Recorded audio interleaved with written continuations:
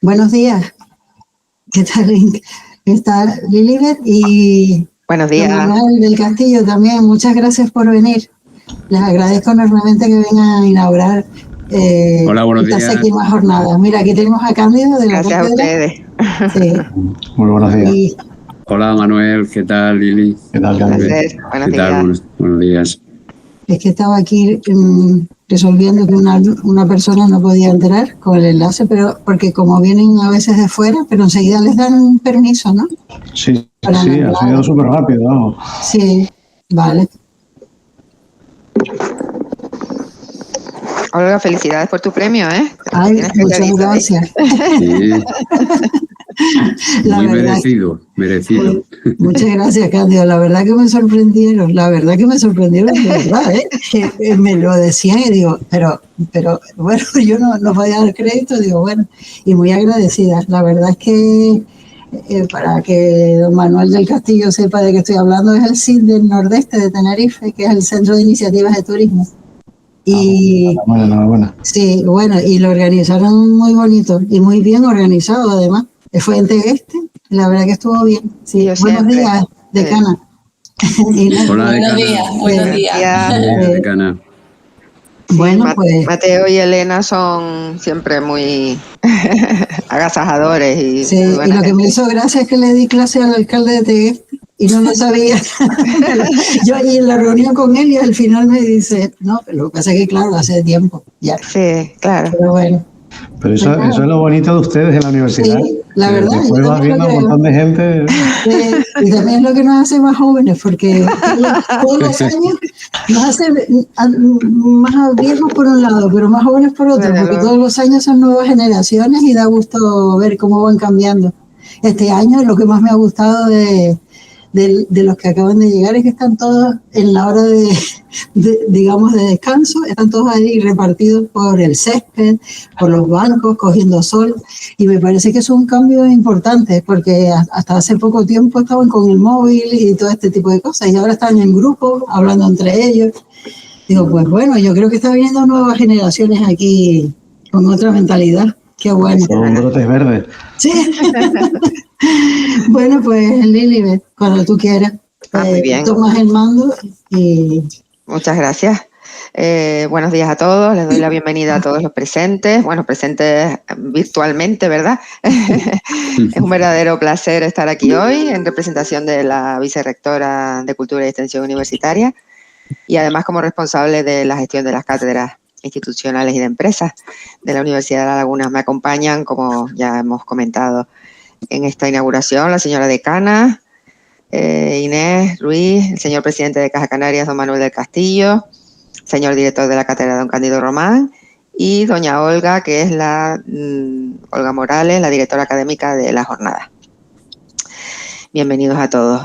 Hoy celebramos una nueva edición de la Jornada de Responsabilidad Social de la empresa, que está organizada como cada año desde hace ya 7 por la Cátedra Caja 7 de Economía Social y Cooperativa. Estas jornadas, que se celebran tradicionalmente en el mes de octubre, se han consolidado como un espacio de reflexión, diálogo y aprendizaje en torno a los valores relacionados con las empresas con las empresas en general en el ámbito de la responsabilidad social. En cada edición se aborda una temática diferente y este año la jornada se centra en reflexionar sobre las acciones que promueven la calidad del empleo en las empresas comprometidas con la responsabilidad social empresarial, poniendo, claro, como siempre, por supuesto, un especial énfasis en las empresas del ámbito de la economía social que constituyen el objeto de la cátedra Caja 7. El programa de esta edición, por lo que he visto, cuenta con 3 magníficos ponentes procedentes de la Universidad de Sevilla, de la Universidad de Guadalajara en México y de nuestra propia universidad, lo que garantiza pues una mirada plural y enriquecedora sobre la temática. Quiero, para terminar, destacar especialmente el compromiso y la vitalidad que siempre tiene la Cátedra Caja 7 de Economía Social y Cooperativa, que yo, que ya tengo una visión, les puedo decir que es una de las más activas y productivas de todas las que conforman el ecosistema de las cátedras institucionales y de empresas de la Universidad de La Laguna. y como sabemos, su labor va más allá de la mera organización y celebración de esta jornada, ya que a lo largo del año organiza numerosas actividades de formación, investigación y transferencia, siempre orientadas a fortalecer el vínculo entre la universidad y el tejido empresarial y la sociedad canaria. Por supuesto, nada de esto sería posible sin el firme apoyo, como siempre, y la visión de Caja 7, que es un aliado estratégico para la Universidad de Laguna y que no solo hace posible que hoy estemos aquí, sino que impulsa de manera continua el desarrollo de todas las iniciativas de esta cátedra y de muchas otras cosas más en la universidad. Su compromiso constituye un ejemplo de colaboración fructífera y muy necesaria para la Universidad de La Laguna. Muchas gracias. Sin más, le paso la palabra a la señora decana, Carmen Inés Ruiz de la Rosa. Bueno, muchas gracias por invitarme a participar. Muchas gracias, Lili. Agradecer también a Cándido, Manuel, el apoyo a esta cátedra, la gestión, a Olga, al haber organizado esta actividad tan importante. Y mientras estaba hablando Lili, me estaba acordando de del resultado, un pequeño resultado que estamos teniendo, un trabajo que estamos desarrollando, en donde estamos viendo que cuanto más calidad haya en el empleo, más responsabilidad tienen nuestros empleados y empleadas. Me refiero que hay una contraprestación ahí que está muy vinculada con la calidad del empleo a la hora de potenciar la sostenibilidad y el desarrollo personal, profesional, tanto de la empresa como de nuestros empleados y empleadas, ¿no?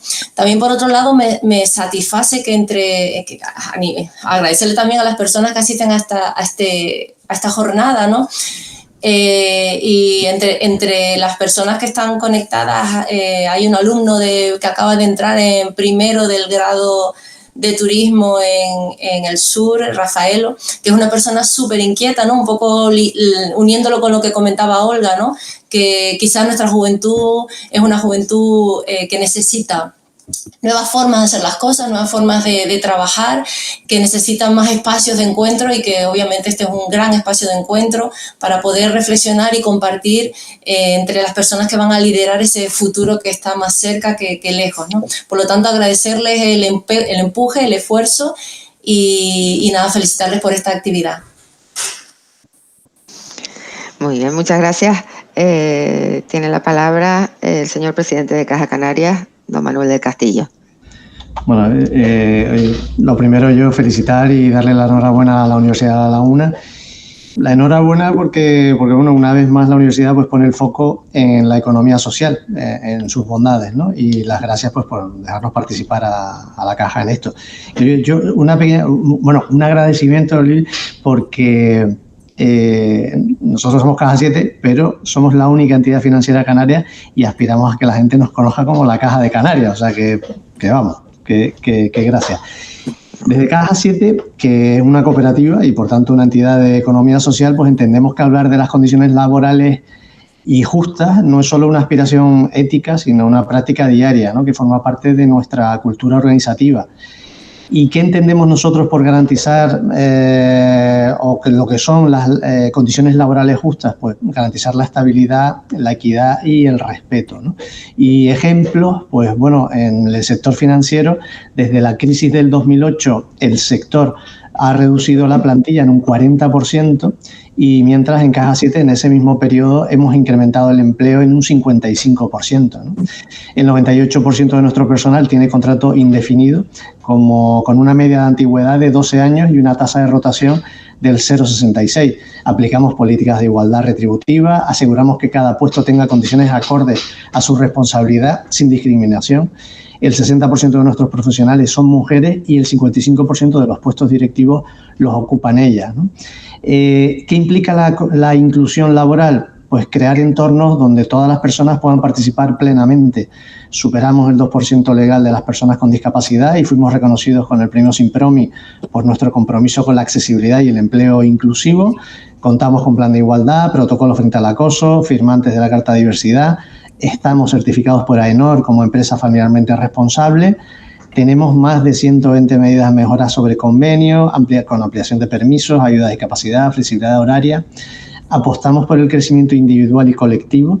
Y muestra de ello es que invertimos más de 60.000 horas en formación con más de 400 acciones formativas, acogemos talento joven, más de 200 estudiantes en prácticas al año, y también talento senior, más del 25% de nuestra plantilla tiene más de 50 años, y todo esto pues se refleja en un índice de NPS del 40,3, lo cual pues bueno, nos pone en igualdad de condiciones que las mejores empresas para trabajar, ¿no? En resumen, en Caja 7 creemos que la calidad del empleo se construye desde el respeto, la equidad y la participación, y eso, más que una política, es una forma de ser que es innata en las sociedades de economía social. Y quiero agradecer a Cándido el esfuerzo que hace para mantener la actividad constante de esta cátedra, que yo creo que es muy necesaria para la universidad y para Canarias. Así que muchísimas gracias y enhorabuena por el trabajo que vienen realizando. Muchas gracias. Pasamos la palabra al señor director de la cátedra, don Cándido Román. Buenos días a todas y a todos. Querida Lilibet, directora de secretariado del Vicerrectorado de Cultura y Extensión Universitaria, estimada decana de la Facultad de Economía, Empresa y Turismo, siempre me encanta verte ahí en los actos, y sobre todo don Manuel del Castillo. Es la primera vez que coincidimos en un como flamante presidente de Caja 7, es la primera vez que coincidimos en un evento oficial, ¿no? Al menos académico. Y sobre todo saludar a Olga alma mater de esta 7ª jornada de responsabilidad social y empresarial basada en la calidad de empleo. Desde luego, escuchando a Manuel del Castillo y lo que hacen en Caja 7, pues la verdad que es una satisfacción muy grande, pues bueno, que esta cátedra esté dentro de la Universidad de La Laguna y sobre todo tutelada por una cooperativa de crédito, la única cooperativa de crédito que tenemos en el archipiélago, y que demuestra, escuchando las cifras que nos ha dado el presidente de la Caja, que está a altísimo nivel de las exigencias de responsabilidad social y empresarial. Es una cooperativa de crédito, por tanto forma parte de las empresas, de las familias, de economía social. Eso hay que decirlo. No todas las empresas forman parte de la economía social. La cooperativa de crédito, sí.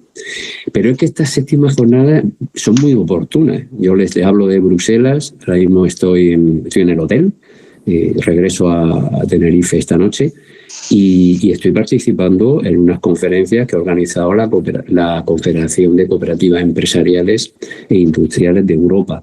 Y precisamente el tema central de la conferencia es es la calidad del empleo. Pues ¿por qué?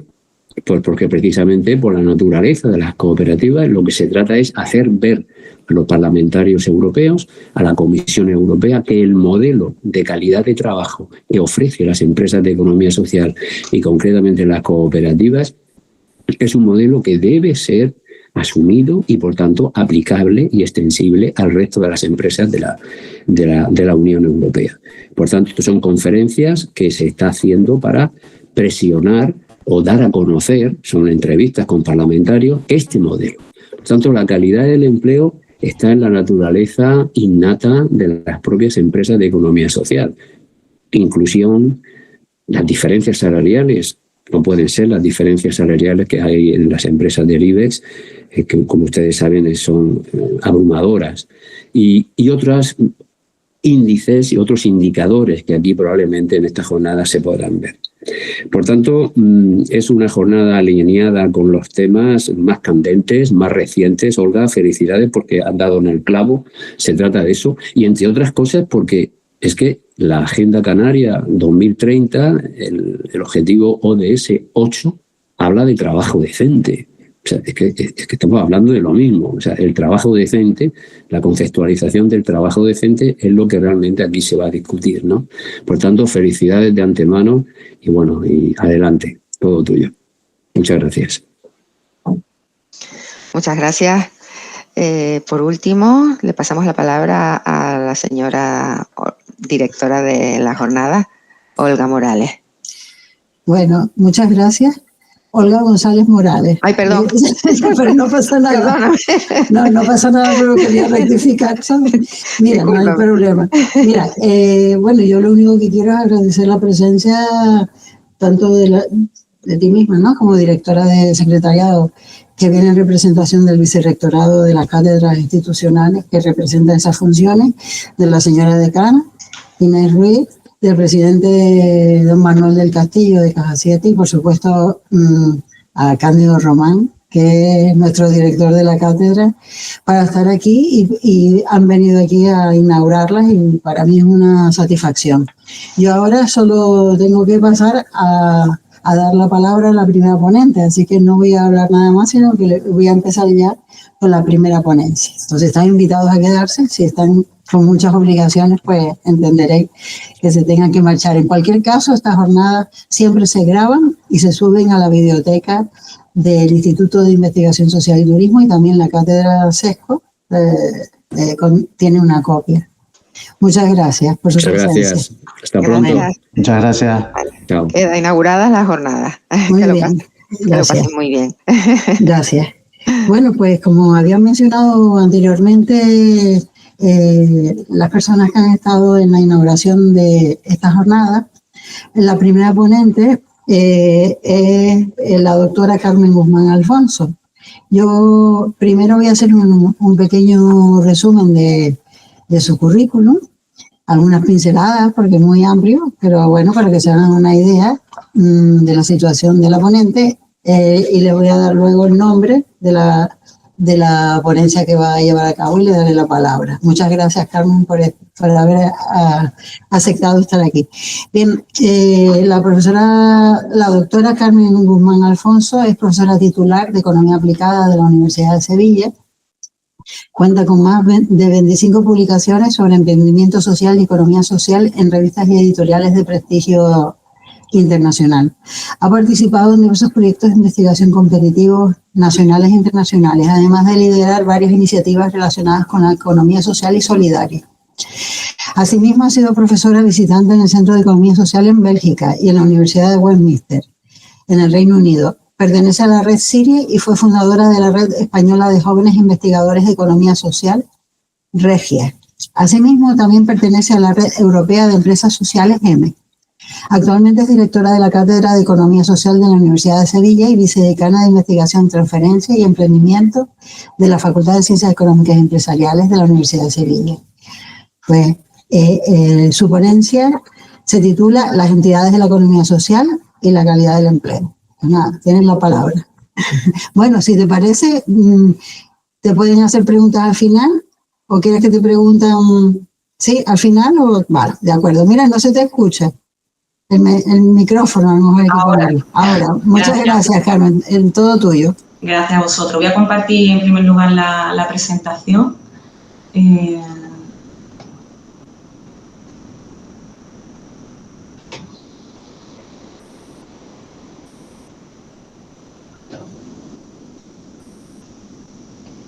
¿Se ve, no? La presentación.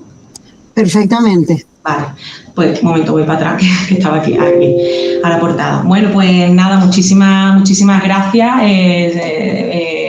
señora directora de secretariado de la Universidad de La Laguna, decana de la Facultad de Económica, y muy especialmente a Cándido, director de la Cátedra de Economía Social de la Universidad de La Laguna, y a Olga, coordinadora de este curso, y también al presidente, ¿no?, de Caja 7, que es el que también facilita que se lleven a cabo todo este tipo de proyectos, ¿no? Muchísimas gracias por contar conmigo para participar en esta jornada, es siempre un placer. Y bueno, y soy consciente además de todo el trabajo que hay detrás, ¿no?, de cuando se lleva a cabo una iniciativa de este tipo, ¿no? Entonces, valorar, poner en valor, ¿no?, el que se hagan estas actividades para dar visibilidad a un tema como es la economía social, que necesita tener más presencia, ¿no?, en los planes de estudio. Y bueno, como todavía no se ha conseguido, ¿no?, reforzar este tema, pues bueno, son necesarias las cátedras para visibilizar, ¿no?, esta parte de la realidad, ¿no? Aquí en Andalucía, pues recientemente se ha constituido una red de cátedras de economía social en las universidades andaluzas y, bueno, desde aquí de la Universidad de Sevilla nosotros participamos, somos los que llevamos en esta universidad y somos conscientes de todo el trabajo que conlleva, ¿no? Como he dicho, realizar este tipo de actividades, ¿no? Entonces, bueno, agradecer que se hagan este tipo de proyectos y que se facilite, ¿no? A través de los diferentes organismos implicados, ¿no? Y felicidades, por supuesto, además de agradecer.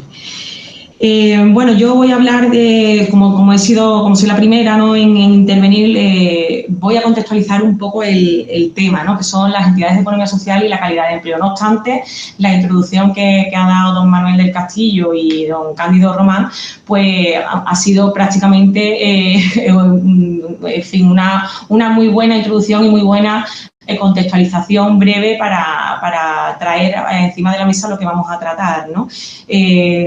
Con los datos que se ha dado de Caja 7, ¿no? Pues ya nos hacemos una idea de lo que supone o de lo que hace referencia al tener una calidad del empleo en una entidad. Y bueno, y a través de la intervención del profesor Román, pues vemos también la importancia, ¿no? Que va adquiriendo esta calidad del empleo hasta organismos institucionales, ¿no? Hay organismos internacionales referidos en este caso al tema cooperativo, ¿no? Entonces, bueno, hablamos de un tema totalmente candente y por lo tanto necesario, ¿no? Necesario poner encima de la mesa en diferentes foros, ¿no? Bueno, yo voy a empezar primero por hablar de qué supone la calidad del empleo, ¿no? La calidad del empleo hace referencia a un concepto multidimensional, ¿no? Se utiliza diferente terminología para hacer referencia a esta misma realidad, ¿no? A lo que se refiere a la calidad del empleo, sea calidad de vida laboral, trabajo decente, ¿no? Sobre todo este último acuñado por la Organización Internacional del Trabajo y hace referencia a todo lo que tiene que ver con el bienestar de los trabajadores, ¿no? En términos de salud, seguridad, equilibrio entre vida laboral y personal, bienestar psicológico y económico. En definitiva, hace referencia a un trabajo digno, estable, seguro y satisfactorio, ¿no? De que se trabaje en condiciones adecuadas para que las personas pues, se puedan desarrollar personal y profesionalmente, ¿no? en el terreno laboral. No siempre fue así, se ha ido evolucionando, ¿no? La calidad del empleo se asociaba inicialmente a la satisfacción laboral y con el tiempo pues, ha evolucionado hacia marcos conceptuales más amplios que van más allá de la satisfacción laboral, ¿no? Nace este concepto de calidad del empleo nace para completar los indicadores cuantitativos tradicionales del mercado laboral, ¿no? Como las tasas de empleo, de desempleo, etcétera, ¿no? Y surge en los años 60 o 70 cuando empieza a tener presencia en los movimientos sindicales, empiezan también a tener presencia indicadores de la calidad de vida, ¿no? De la calidad de vida laboral, el Quality Work of Life. Y un momento cumbre dentro de este ámbito de la calidad del empleo es el año 99, cuando la Organización Internacional del Trabajo, ¿no? Pues acuña ya el empleo decente, ¿no? Entonces, supone un punto de inflexión en todo este ámbito al que nos estamos refiriendo, ¿no? Que además después se basa, existe el octavo ODS, ¿no? Se basa precisamente en este trabajo decente, ¿no?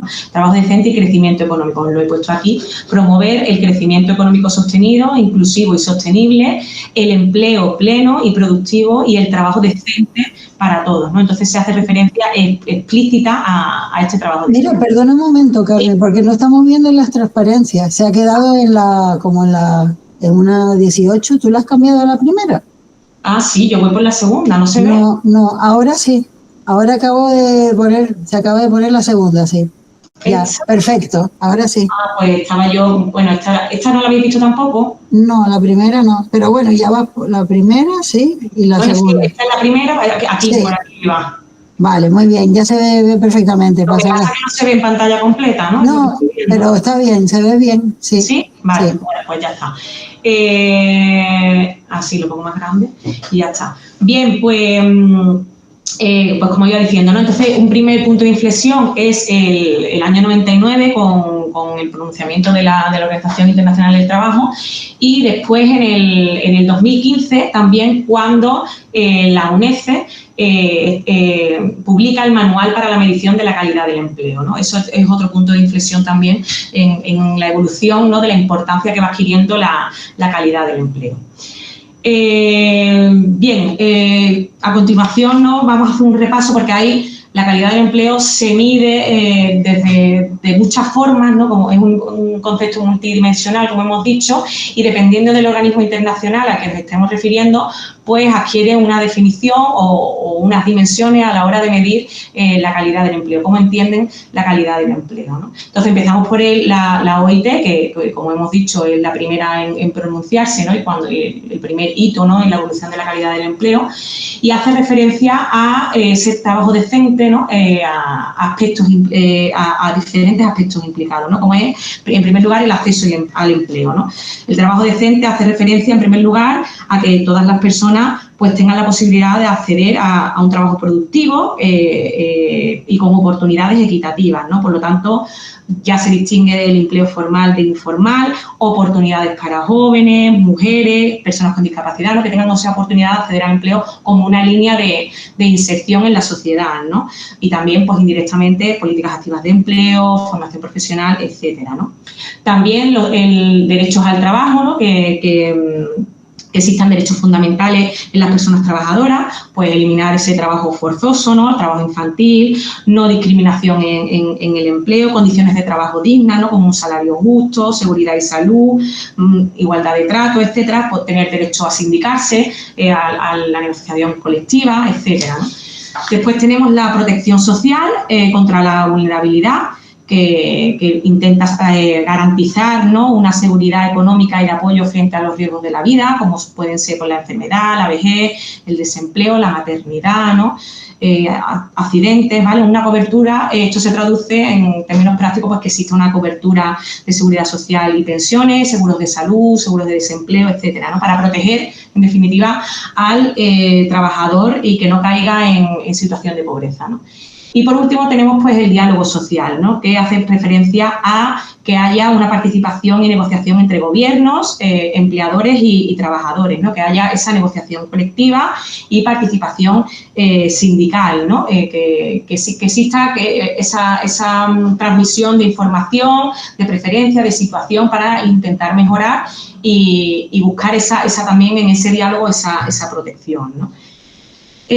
Una vez que se definen estos aspectos que implican el trabajo decente, ¿no?, a grosso modo, pues se produjo un debate a nivel global sobre si se debían establecer indicadores globales, ¿no?, para llevar a cabo comparaciones. Ha sido muy difícil llegar a un consenso, de hecho, al final no ha sido posible definir algo estandarizado que sea universalmente aceptado por todos los organismos, porque existe, ¿no?, pues la inquietud de que, claro, lo que puede ser a lo mejor trabajo decente en unos contextos no es trabajo decente en otros, porque depende mucho del grado de desarrollo económico que exista en el territorio al que nos estemos refiriendo, ¿no? Entonces, a la hora de evaluarlo, genera bastante controversia, ¿no? Y bueno, estos aspectos se materializan en 11 dimensiones que a su vez dan lugar a 50 indicadores, ¿no? Las dimensiones son, pues, oportunidades del empleo, trabajo inaceptable, eliminar eso, trabajo infantil, trabajo forzoso, etcétera, ingreso suficiente, trabajo productivo, horas de trabajo decente, estabilidad y seguridad del trabajo, combinar el trabajo y la vida familiar, trato justo en el empleo, ambiente de trabajo seguro, que es muy importante también, protección social, relaciones y diálogo social y el contexto económico y social del trabajo decente. Todas estas dimensiones y los indicadores han sido refinadas, esto no ha sido estable a lo largo del tiempo, sino que se ha refinado sobre todo a raíz del establecimiento de los ODS para adaptar estas dimensiones y estos indicadores a los mismos, ¿no? Y por lo tanto incluir la necesidad de disminuir el desempleo, incluir también la igualdad de género, eso se le ha ido reforzando también los distintos indicadores a lo largo del tiempo, marcos normativos adaptados para esa consecución de los ODS, etcétera, ¿no? Entonces, bueno, una vez que tenemos claro a lo que se refiere la OIT cuando hablamos de calidad en el empleo, pues bueno, existen otros organismos también que cuando hablamos de este tema hay que tener en cuenta, ¿no? Que además se pronuncian y tienen sus bases de datos y demás, ¿no? Como es, por ejemplo, en la Unión Europea el Eurofound, ¿no? La Fundación Europea para la Mejora de las Condiciones de Vida y Trabajo, ¿no? En este caso, los temas cubiertos son el entorno físico, social, calidad del tiempo de trabajo, intensidad de trabajo, etcétera, etcétera. Y en el último informe lo que se obtuvo es que, una de las conclusiones, ¿no?, es que hay un aumento continuo del bienestar de los trabajadores, pero es verdad que hay muchos problemas musculoesqueléticos, ¿no?, problemas de salud, ¿no?, sobre todo en temas de, si tenemos en cuenta el género, en las mujeres, ¿no? Las mujeres sufren más problemas de fatiga, ansiedad, etcétera, etcétera, ¿no? Estos resultados, bueno, y estas investigaciones en el contexto del Eurofound se realizan de forma cuantitativa bajo un mismo paraguas para poder hacer comparaciones entre los diferentes países, ¿no?, con indicadores homogéneos que nos permitan extraer conclusiones de los diferentes países y en función de esos resultados que se obtienen, pues establecer políticas europeas que vayan encaminadas a reforzar esa calidad del empleo, ¿no? Os he puesto aquí los enlaces, pero no sé si, a ver si lo cambio, a ver. Si quieres, puedes enviarlo por el chat y lo pueden abrir el resto. ¿Aquí lo veis? ¿Lo estáis viendo ahora, Olga? No, estamos viendo solo el enlace, pero para poder ver eso tendrías que quitar eso y compartir el enlace. Bueno, pues lo pongo aquí en el chat, ¿vale? Sí. Y bueno, el chat os lleva a la página web, podéis ver, podéis ir cogiendo los indicadores y podéis ir viendo en cada indicador qué resultado se ha obtenido, ¿no? Se valora con una puntuación en cada país, si está de acuerdo, si no, y te muestra, me da mucha pena no poder entrar, pero bueno, podéis ver en cada indicador qué puntuación se obtiene, ¿no?, en cada una de las cuestiones que se preguntan, ¿no? Y es bastante interesante, la verdad, una buena fuente de datos.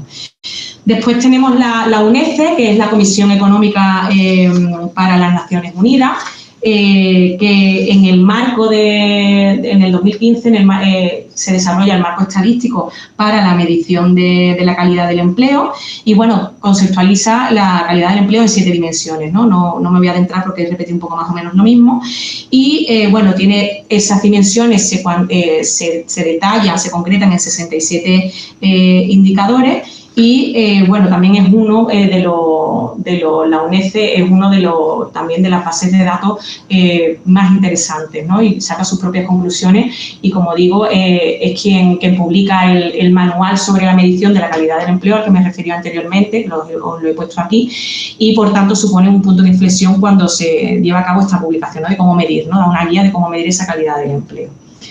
Luego tenemos el Banco Mundial con el Global Job Quality que desarrolla, que en el último informe referido al año 2022, pues es un informe dedicado sobre todo a medir la calidad del empleo en países en desarrollo,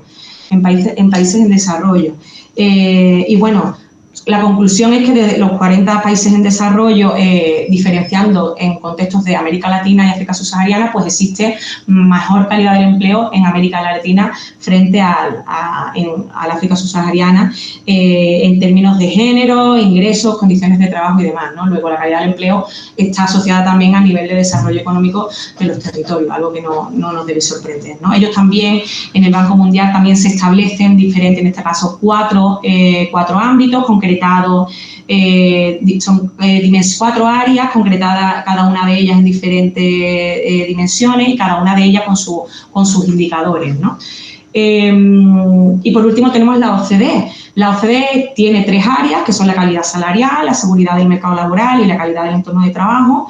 Y, bueno, en los últimos datos disponibles, lo que, vamos a ver, me paso aquí, pues se concluye que de los 38 países de la OCDE, 30 tienen salario mínimo interprofesional, ¿no? Y aquí en este gráfico vemos como el salario mínimo interprofesional como porcentaje de la mediana, ¿no? En los trabajadores a tiempo completo, ¿no? En el año 2023, ¿no? Vemos que, claro, por ejemplo, Estados Unidos, pues, que cuenta con mayor nivel de desarrollo, el salario en la mediana es más alto y, por lo tanto, el salario mínimo interprofesional, pues, sería un porcentaje menor, ¿no? de esto, ¿no? Sin embargo, aunque 30 de los 38 tuvieran salario mínimo interprofesional, los que no tienen, pues son Austria, Dinamarca, Finlandia, Islandia, Italia, Noruega, Suecia y Suiza, ¿no? Que aunque no tengan salario mínimo interprofesional, cuentan con un convenio colectivo en prácticamente casi todas las actividades, ¿no? Eso como forma de compensar, ¿no? Que no tengan salario mínimo interprofesional. Y después, en cuanto a la sindicación, pues sí se observa, fijaros, desde los 60, una menor, fijaros, una vez que pasa la oleada, ¿no? del movimiento sindical y demás, pues fijaros cómo se va bajando la sindicación, ¿no? Lo cual es también importante a la hora de medir la calidad del empleo, ¿no? No deja de ser sorprendente.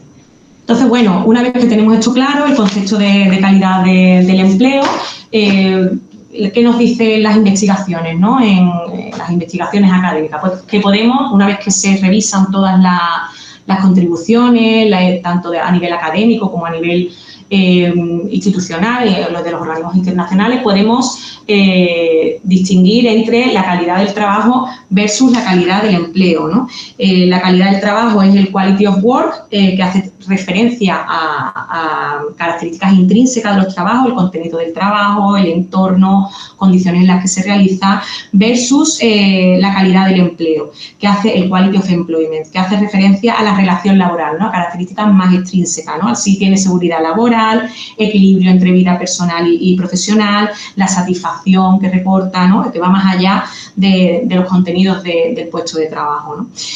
Y bueno, teniendo en cuenta esta diferencia, pues existen diferentes enfoques metodológicos, ¿no? Los subjetivos, que son la medición de la calidad del empleo basada en lo que reportan los propios empleados, frente a los objetivos, ¿no? Que son características más objetivas, ¿no? Si están cubiertos por la seguridad social o no, por ejemplo, los salarios, que son datos más objetivos, y mixtos, pues que hacen una mezcla de ambos, ¿no?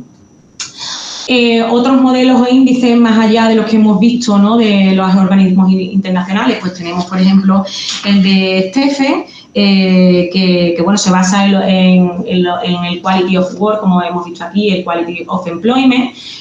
Luego tenemos también, bueno, tiene 4 dimensiones. Luego tenemos el índice de Cascales, ¿no? Que en este caso pues mide aspecto más intrínseco, ¿no? Basado en las percepciones de los trabajadores. Y bueno, y así últimamente, que ha tenido bastante repercusión, a nivel español está el de Lorenzo Serrano, Ángel Soler y Fernando Pascual, ¿no? Que miden la calidad del empleo en España y las comunidades desde el año 2007 al año 2022, ¿no? Y crean un índice sintético permitiendo la calidad regional y distinguen, una de las principales conclusiones es que existen, aunque existe una evolución favorable durante este periodo, hay desigualdades que se mantienen, ¿no? Como las diferencias entre el norte y el sur, que las regiones del norte pues tienen mayor calidad en el empleo que las regiones del sur, ¿no? Lo cual también nos lleva una vez más que cuanto mayor desarrollo económico, mayor calidad del empleo, ¿no? Una de las principales conclusiones bastante interesantes, ¿no?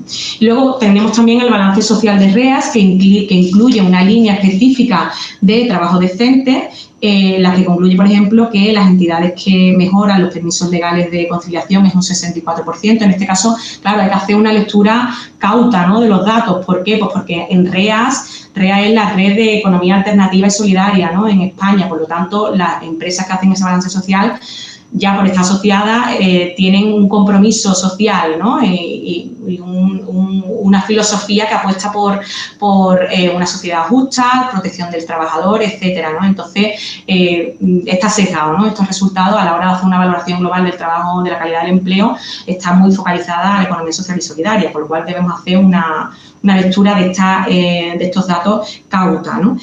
También incluye en este trabajo decente pues entidades que generan espacios de atención emocional y cuidado a las personas, y también entidades con reglamento interno de gestión de las relaciones laborales, ¿no?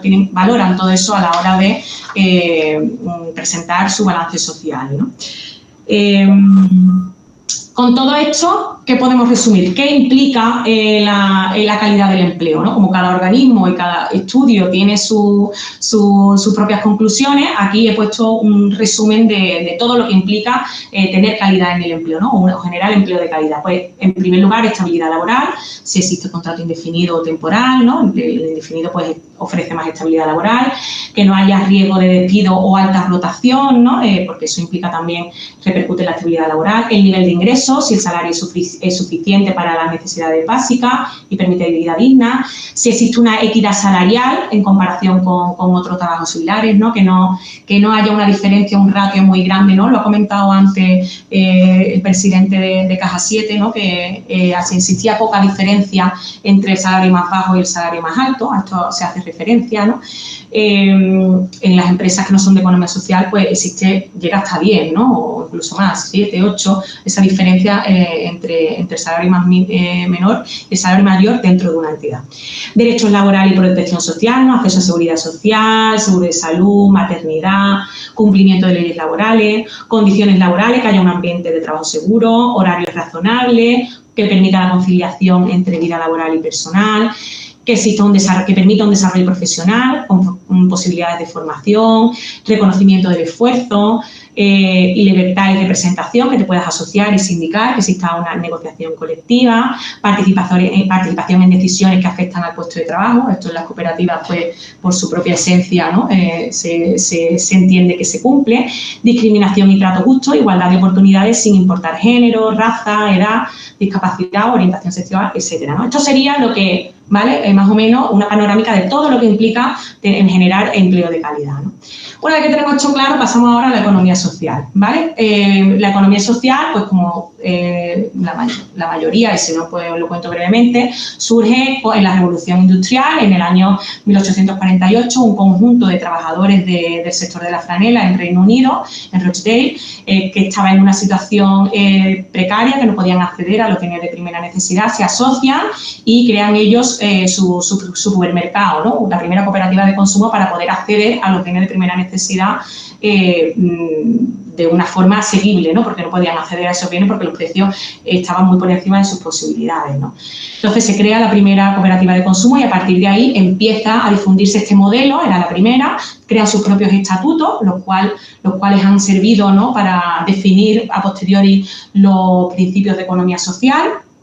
Y estos estatutos y fundamentos, pues lo que recogen son, como tenéis aquí, pues la adhesión voluntaria y abierta, no se puede discriminar a nadie por razón de sexo, etcétera, te puedes entrar y salir cuando quieras, gestión democrática de los miembros, un socio, un voto, independientemente del capital aportado, participación económica de los miembros, si se decide repartir beneficios con los miembros no es en función del capital aportado, sino del trabajo normalmente.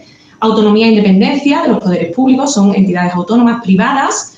Educación, formación e información, se educa también, se procura que haya una formación y una transparencia de información con el personal. Cooperar entre cooperativas en lugar de competir, ¿no? Aunque compiten en el mercado con las empresas tradicionales, pues intentar promulgar estos principios cooperativos de compromiso con el entorno y demás, que como dice el último principio, el interés por la comunidad, ¿no? Pues no generar actividades que sean dañinas para el entorno, tener en cuenta la situación del entorno e intentar mejorarlo, ¿no? Principal representante, las cooperativas, ¿vale? Esto se inició en Reino Unido, pero rápidamente se proliferaron por toda Europa, por todo el mundo y actualmente pues existen muchísimas entidades de economía social, más allá de las cooperativas, ¿vale? Que podemos distinguir entre subsector de mercado y de no mercado.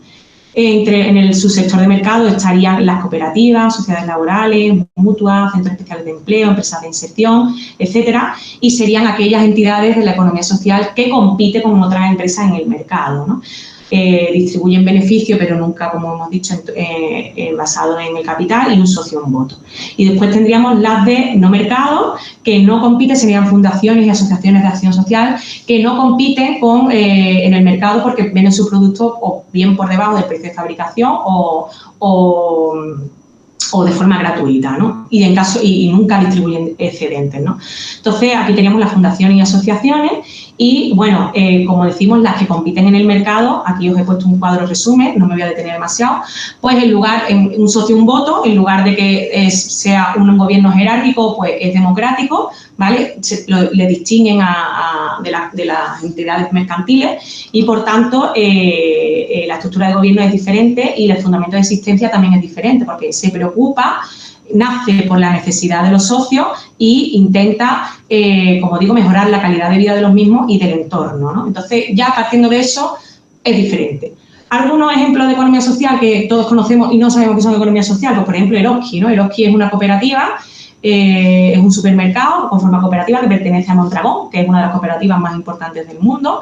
Mondragón no solamente tiene distribución con los supermercados, sino que tiene su propia banca, su propia industria, ¿no? Por ejemplo, Orbea, ¿no? La bicicleta y otras muchas que muchos conocéis que no sabéis que son cooperativas, o Conocimiento, tiene su propia universidad, ¿no?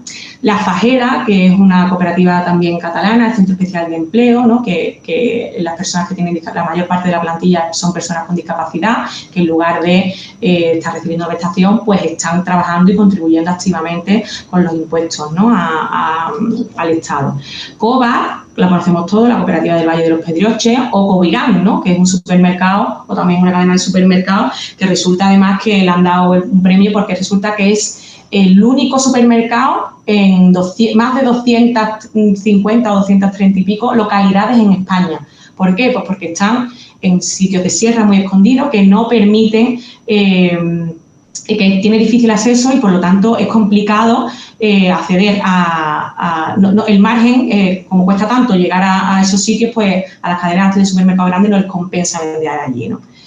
Bueno, ha sido reconocido la economía social, no solamente se queda en estos palabreríos y experiencias pequeñas, ¿no? De algunos países, sino que está reconocida por las grandes instituciones y organismos como la OCDE, con informes, con resoluciones de las Naciones Unidas, la OIT, existe un plan de acción europeo para la economía social, a nivel español tenemos una ley de economía social, tenemos un PERTE, ¿vale? Hasta el año 27, con lo cual existe un respaldo institucional muy grande, ¿no? Y aquí tenéis algunas cifras que se resumen en que la economía social, por ejemplo, en España suponen un 10% del PIB y el empleo, con lo cual no es una cantidad nada desdeñable. Entonces, una vez que tenemos clara la filosofía de la economía social y de la calidad del empleo, pues vamos a ver por qué la economía social supone un ejemplo para promover el empleo de calidad, ¿no? Ya lo ha comentado anteriormente los participantes, ¿no? Manuel y Cándido, y es por la propia esencia, ¿no? de las cooperativas, ¿no? Fijaros, aquí, como tienen ese compromiso con el entorno, son más sensibles a las necesidades y, por lo tanto, generan unas características de empleo que se asocian a ese empleo de calidad. Por ejemplo, ofrecen mayor estabilidad laboral. En un informe que sacó CEPES, ¿no? Que es la Federación de Entidades de Economía Social a nivel de España, fijaros, las trayectorias laborales de los trabajadores son mucho más estables en la economía social que en la mercantil. Fijaros que el porcentaje de trabajadores sin episodios de desempleo en el periodo analizado es casi el doble, fijaros. En este estudio se hizo una muestra de economía social de mercado, ¿vale? Y con una muestra de similar tamaño de economía tradicional, economía mercantil, y luego toda la economía social, no solo la economía social de mercado, los que compiten con el resto de entidades, sino con toda la economía social, con un grupo similar, una muestra similar de economía mercantil. Bueno, pues por un lado hay que comparar estas dos y por otro estas dos, ¿no? Duración media de las trayectorias analizadas, pues vemos que existen diferencias. Sin embargo, si vemos personas con experiencias de empleo continuada, ¿vale? El porcentaje de personas con experiencias de empleo continuada es superior en la economía social, tanto de mercado como la economía social total, frente a la economía mercantil, ¿no? Personas con una o más experiencias de desempleo con prestación contributiva, pues 22 versus 40 y 15 versus 38. ¿Vale? O sea, este cuadro nos muestra efectivamente que en España, ¿vale? Con este estudio que se hizo con CEPE, existe este compromiso, ¿no? con los empleados, ¿no? Bueno, esto ahora lo pongo. Después, además, tienen más resiliencia ante la crisis. Destruyen menos empleo en recesión ¿Por qué? Pues porque por el compromiso, por su propia naturaleza, en lugar de despedir a trabajadores, pues lo que hacen es reducirse el salario, reducir la jornada laboral a todo el mundo con el objetivo de mantener los puestos de trabajo, ¿no? Carmen, un momentito, te quedan unos 5 minutillos. Bueno. Vale. Eso es lo que hizo precisamente Mondragón en la crisis, por ejemplo, del 2008, reducir esta jornada laboral, mover a los socios de una empresa a otra. Cuentan además con un fondo de solidaridad para ayudarse unas cooperativas con otras y además formaron y capacitaron a los socios para que puedan reconvertirse, ¿no? Este estudio de la calidad del empleo de las entidades de la economía social en periodo de crisis de Calderón y Calderón lo muestra. Luego también son líderes en inclusión, diversidad y no discriminación. Aquí vemos, por ejemplo, que las mujeres, ¿no? Sobre el total del empleo, fijaros, también es mayor en las entidades de economía social, esto también en el estudio de CEPE, que en la economía mercantil, ¿no? Mujeres de 45 años, fijaros, 27 versus 22, 30 versus 27, las que son mayores de 45 a 54, fijaros también, los trabajadores mayores de 45 a 54 también son mayores los 29 versus 27, trabajadores de más de 55 años y más, 20 versus 15, ¿vale? O 17 versus 14. Los jóvenes también, 6, en este caso 10 frente a 8,7. Con discapacidad, fijaros, 18 versus 1, ¿no? Son especialmente sensibles con los trabajadores con discapacidad, ¿vale? 10,5 frente a 1,2. Con lo cual, queda vigente, ¿no? Este compromiso con los grupos susceptibles. Estos estudios de Millán Díaz Foncea, Carmen Marcuello y de Calderón Italia, pues muestran además de estas cifras que os he mostrado en el informe, estos estudios científicos también muestran este compromiso, ¿no? También con trabajadores de baja cualificación, por ejemplo, en este cuadro vemos que los peones y asimilados son mucho mayor el porcentaje en las empresas de economía social, en las entidades de economía social que en las entidades tradicionales. Las empresas de inserción, que por su propia naturaleza, la plantilla son personas que están en riesgo de exclusión, ¿no? Que les cuesta mucho acceder al trabajo, presidiarios, drogodependientes, inmigrantes, ¿no? Pues fijaros, son muy importantes el número de personas que trabajan aquí, ¿no? Las brechas salariales en género también son más favorables a la economía social, ¿no? Entre hombres y mujeres, fijaros que si comparamos la economía social con la economía mercantil, fijaros que se dista mucho, son mucho más bajas en la que no es economía mercantil, ¿no? Sobre todo aquí se ve mucho más claro, ¿no? Bien, continúo. También le dan primera oportunidad por encima, ¿vale? Las entidades de economía social por encima a grupos susceptibles como los jóvenes, con baja cualificación, mujeres mayores. O sea, no solamente a los colectivos, sino que además por primera vez le ofrecen también mayor porcentaje de empleo, ¿no? Nivel de ingreso, pues fijaros, la proporción salarial según REAS es 1,68, o sea, la diferencia que hay entre el salario más grande y más pequeño de las entidades de economía social es de 1,68 veces, ¿no? El salario más grande, esta cifra de aquí, lo cual también nos da una idea frente a 10, ¿no? 12 que hay en las entidades mercantiles, ¿no? Aquí vemos también datos de conciliación, que se ve también, pues, por ejemplo, que el número de hombres y mujeres de la economía social frente a la mercantil es mucho mayor, que se toman excedencia para conciliación, con lo cual también queda vigente ese compromiso. Y bueno, aquí tenéis algunos estudios también que hablan sobre el ambiente de trabajo y la satisfacción laboral, ¿no? Hay algunos estudios que distinguen sobre la satisfacción laboral, el ambiente de trabajo, la recompensa al esfuerzo, ¿no? Que distinguen entre los socios y trabajadores no socios, que son muy interesantes, ¿no? Que esos son los de aquí atrás. Y bueno, con todo esto, resumiendo las áreas que definen la calidad del empleo que hemos visto anteriormente, ¿no? Después de revisar ampliamente la literatura que existe, y con estos ejemplos que hemos puesto vemos que cada una de las dimensiones de los aspectos que implica la calidad del empleo se cumplen en estos ejemplos que hemos estado viendo, por lo cual podemos dar por concluido que es así, ¿no? Estos informes, de hecho, de la OIT, de la Organización Internacional del Trabajo, ponen en relieve este compromiso, ¿no? Esto es el informe del trabajo decente y la economía social y solidaria del año 2022, o el futuro trabajo, buenas prácticas, en este caso de la cooperación sur-sur, ¿no? que existe también ahora una oleada de intentar que exista esta cooperación para este trabajo decente en el ámbito de la economía social y solidaria.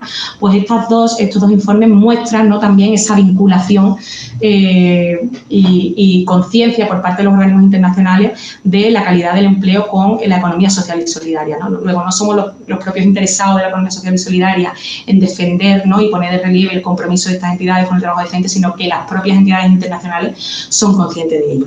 Y bueno, perdón si me he excedido y muchas gracias por vuestra atención y quedo a vuestra disposición si tenéis alguna inquietud.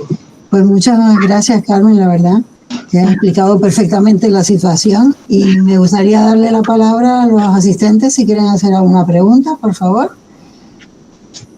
A ver, Juanjo, ¿quieren hacer alguna pregunta? No, Juanjo Arjona está dando las gracias. Mientras tanto, yo te quería preguntar una cosa, porque hay un montón de enlaces interesantísimos para analizar el sector desde el punto de vista de la calidad del empleo y desde el punto de vista cuantitativo. Y desde el punto de vista cualitativo se hacen encuestas de ese estilo, de tipo Likert, que tengan que evaluar determinadas situaciones, ¿sí? Eso es, mira, por ejemplo, voy a ponerlo, como antes iba con... Sí.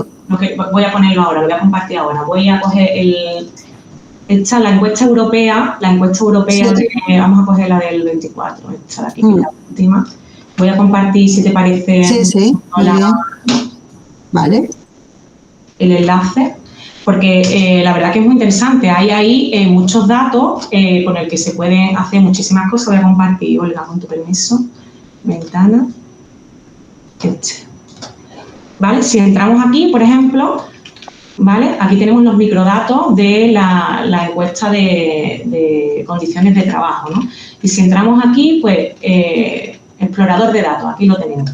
Pues fijaros, aquí están las 7 dimensiones, ¿no? De, por ejemplo, el ambiente físico, los ingresos, características del trabajo. Y aquí tenemos directamente la pregunta, ¿no?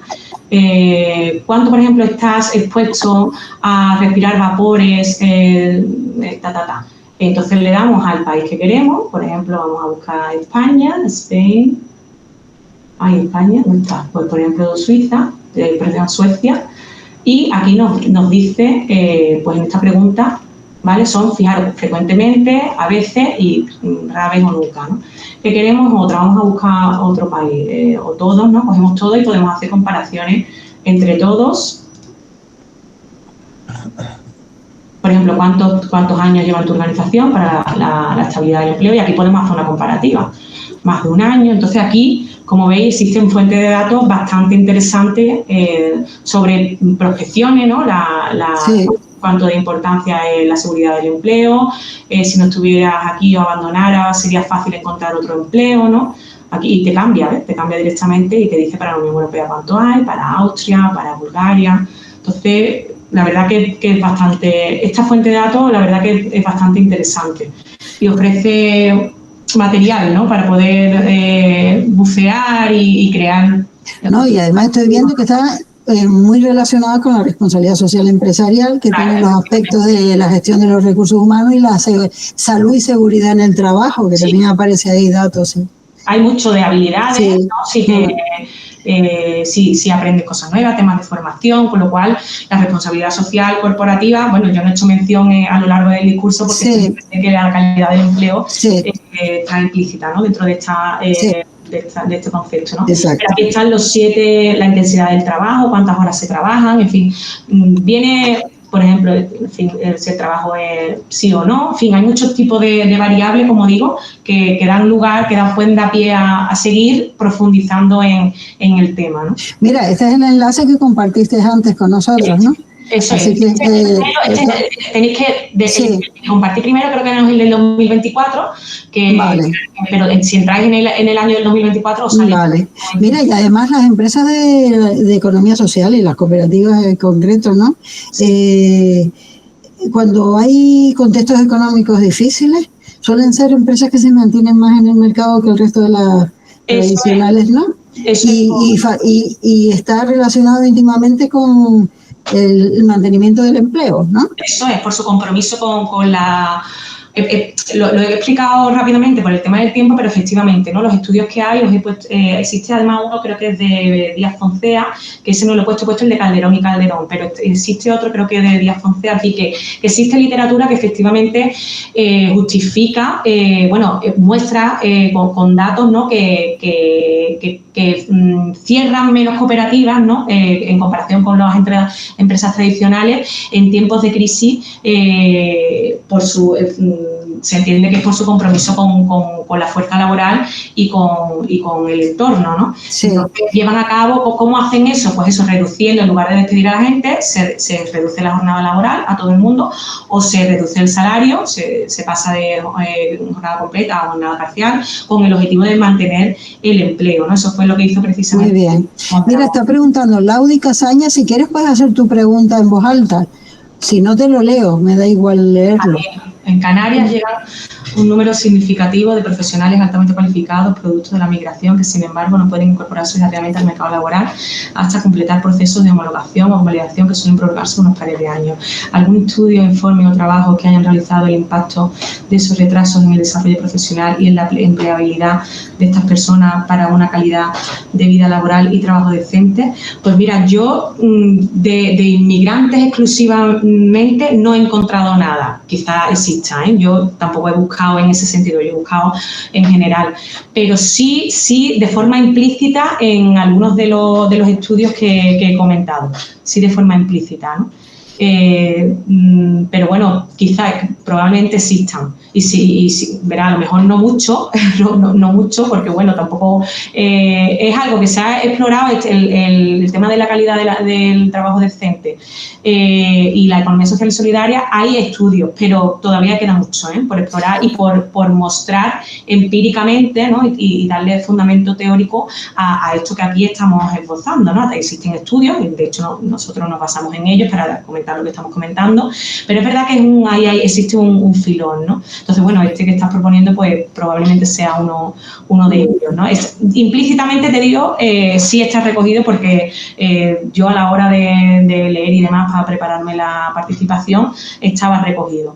Pero, mira, y una cuestión, ya estuviste comentando los planes en Europa y demás, pero si realmente se está viendo un impulso o una serie de líneas de actuación desde la Unión Europea que quieren impulsar la economía social.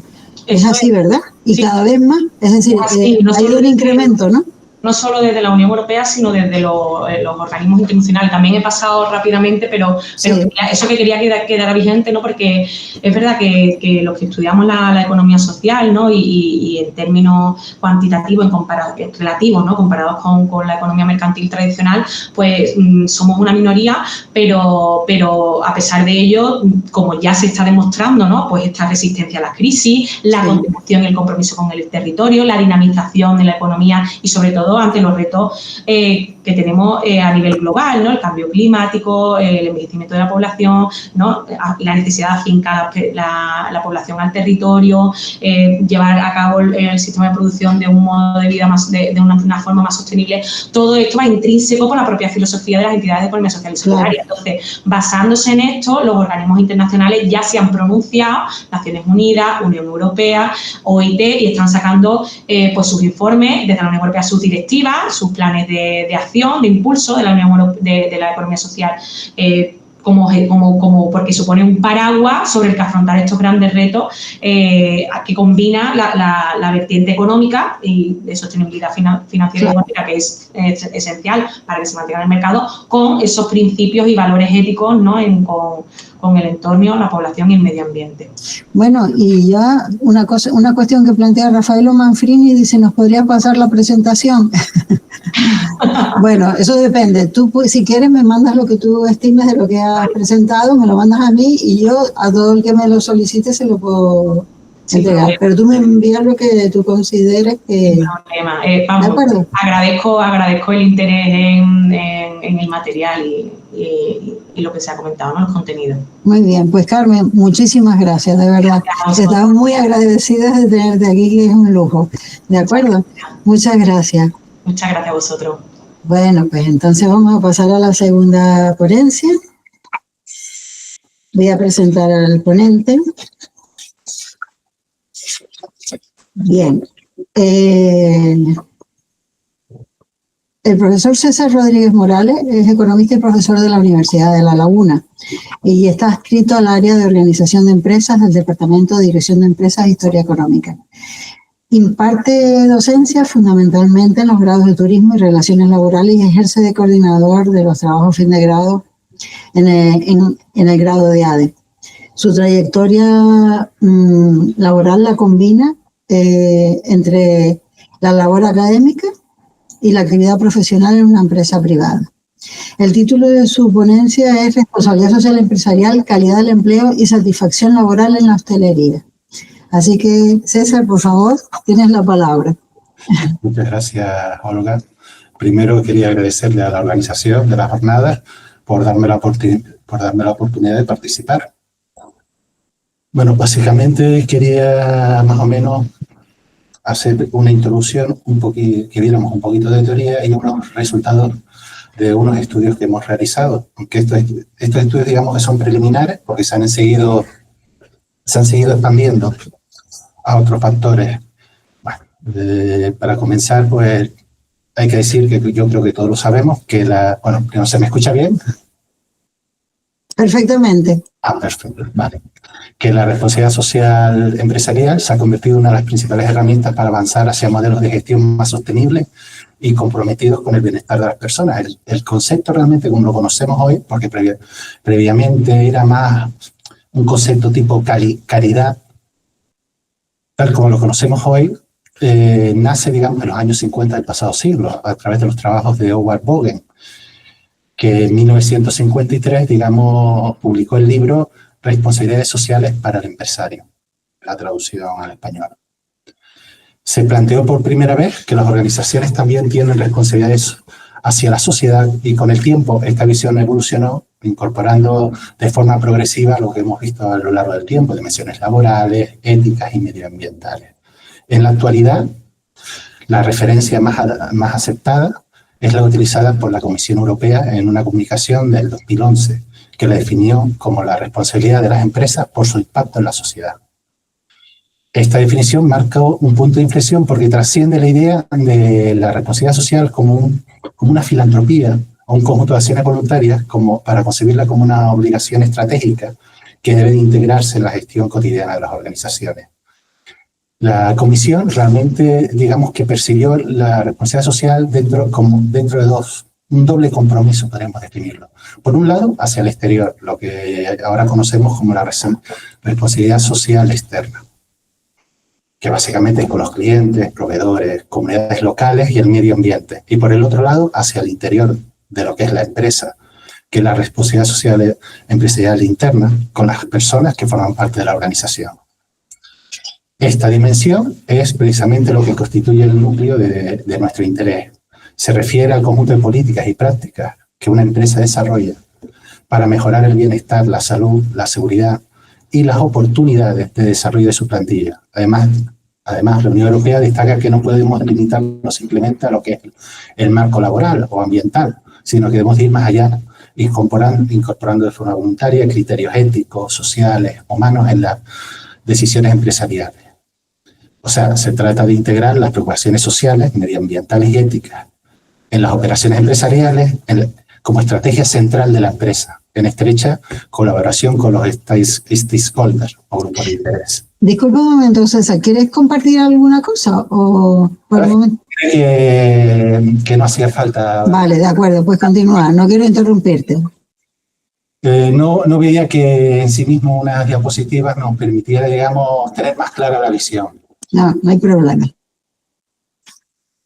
Hay que decir que tenemos que tener en cuenta las particularidades de lo que es la hostelería. Estamos hablando de que simplemente, según la encuesta de ocupación hotelera, en Canarias representa más de 59.000 puestos de trabajo. Solo en la isla de Tenerife estamos hablando de entre 19 y 20.000 puestos de trabajo, según el Instituto Nacional de Estadística. Por lo cual, la dimensión interna de la responsabilidad social adquiere una relevancia especial porque pese a su peso económico, la hostelería sigue enfrentando desafíos estructurales como la temporalidad, los salarios bajos, la falta de desarrollo profesional y una alta rotación, que nos afectan directamente a lo que es la calidad del empleo y en consecuencia a la satisfacción. Hay estudios empíricos como los de González de la Rosa o Dorta Afonso, que pertenecen a la Universidad de La Laguna y a la Universidad de Las Palmas de Gran Canaria, que fueron realizados entre 2023 y 2025, que confirman que las empresas hoteleras que aplican políticas de responsabilidad social interna coherentes con las directrices europeas logran una mejora significativa en la calidad del empleo al fomentar la estabilidad, la formación, la igualdad y la conciliación de la vida familiar de sus trabajadores. Asimismo, ya desde 1964, la teoría de intercambio social de Peter Blau nos ayuda a comprender que estas prácticas generan efectos positivos. Cuando los empleados perciben que estamos actuando de forma responsable, que nos estamos preocupando por su bienestar, tienden a corresponder con actitudes favorables, con una mayor satisfacción, compromiso y permanencia. Esta teoría de Blau nos parte de la idea de la reciprocidad, que todas las relaciones sociales se basan en un intercambio de beneficios materiales o simbólicos. En definitiva, la definición europea nos invita a entender la empresa como un agente social responsable, cuya sostenibilidad depende no solo de sus resultados económicos, sino también de su capacidad para garantizar condiciones laborales dignas y entornos de trabajo saludables. Por ello, en la hostelería, aplicar esta visión supone pasar de un modelo centrado en lo que podríamos decir el beneficio económico, en la eficiencia, a uno basado en la sostenibilidad social, donde la calidad del empleo y la satisfacción deben dejar de ser costes para convertirse en lo que podríamos llamar activos estratégicos. Un segundo.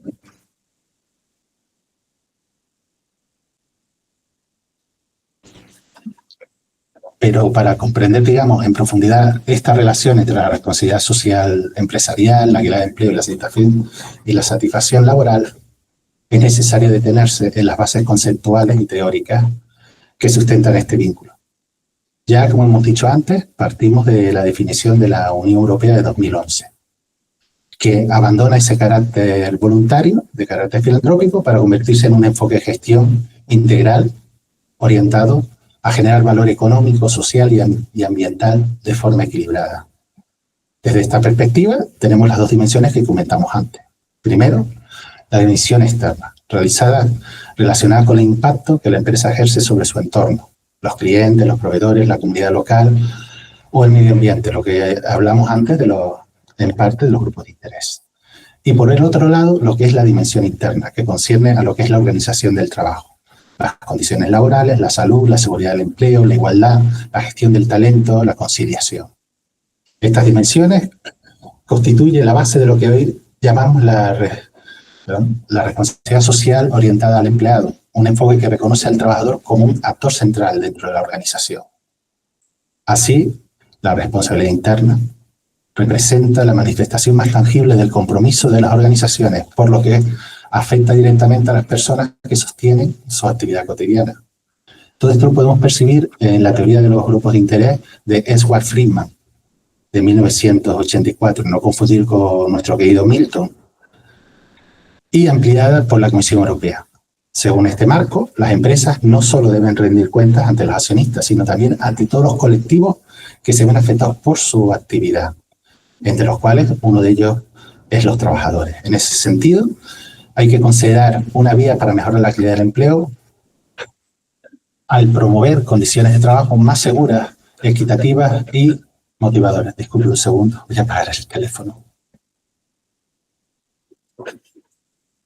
O sea, la calidad del empleo, como escuchamos a la ponente anterior, es un concepto desarrollado por la Organización Internacional del Trabajo y diversos autores europeos que abarca varios componentes. Entre ellos, quizás los más importantes, la estabilidad laboral, la remuneración justa y suficiente, la oportunidad de desarrollo profesional y la formación continua.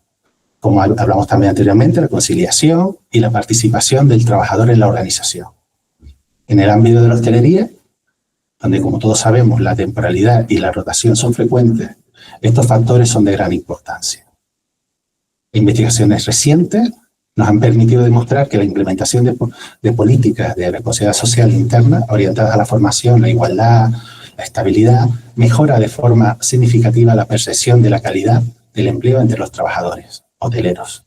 Ahora bien, esta mejora no se limita solamente a aspectos objetivos, también tiene un aspecto psicológico y emocional, reflejado en lo que todos conocemos como la satisfacción laboral.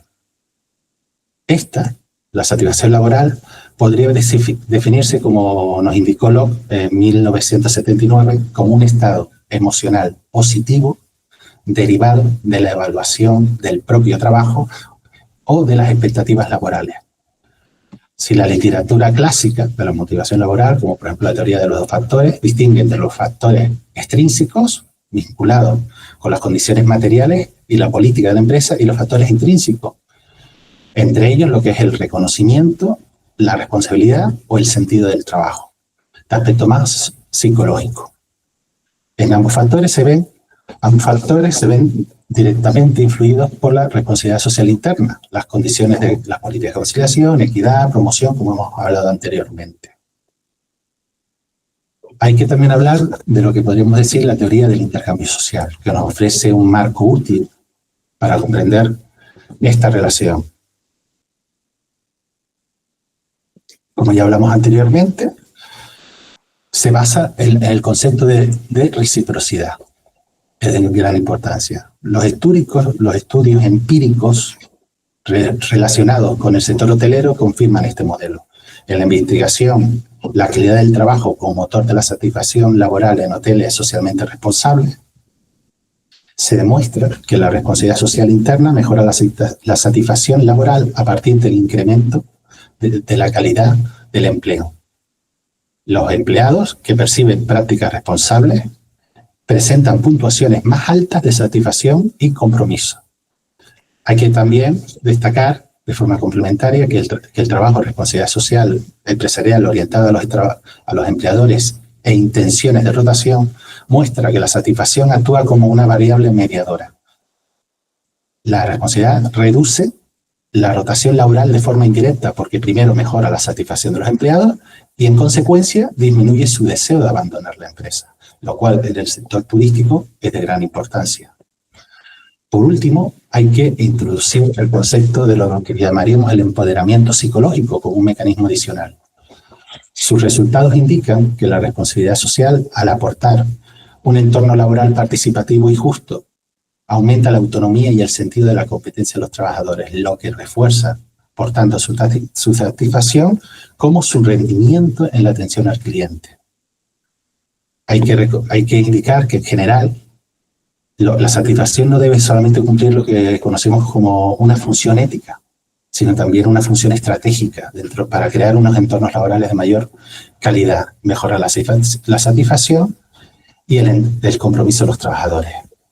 Así, la aplicación coherente de lo que conocemos como la definición europea de la responsabilidad social permite avanzar hacia un modelo de hostelería más responsable, donde la competitividad y el bienestar social no se opongan, sino que se refuercen mutuamente.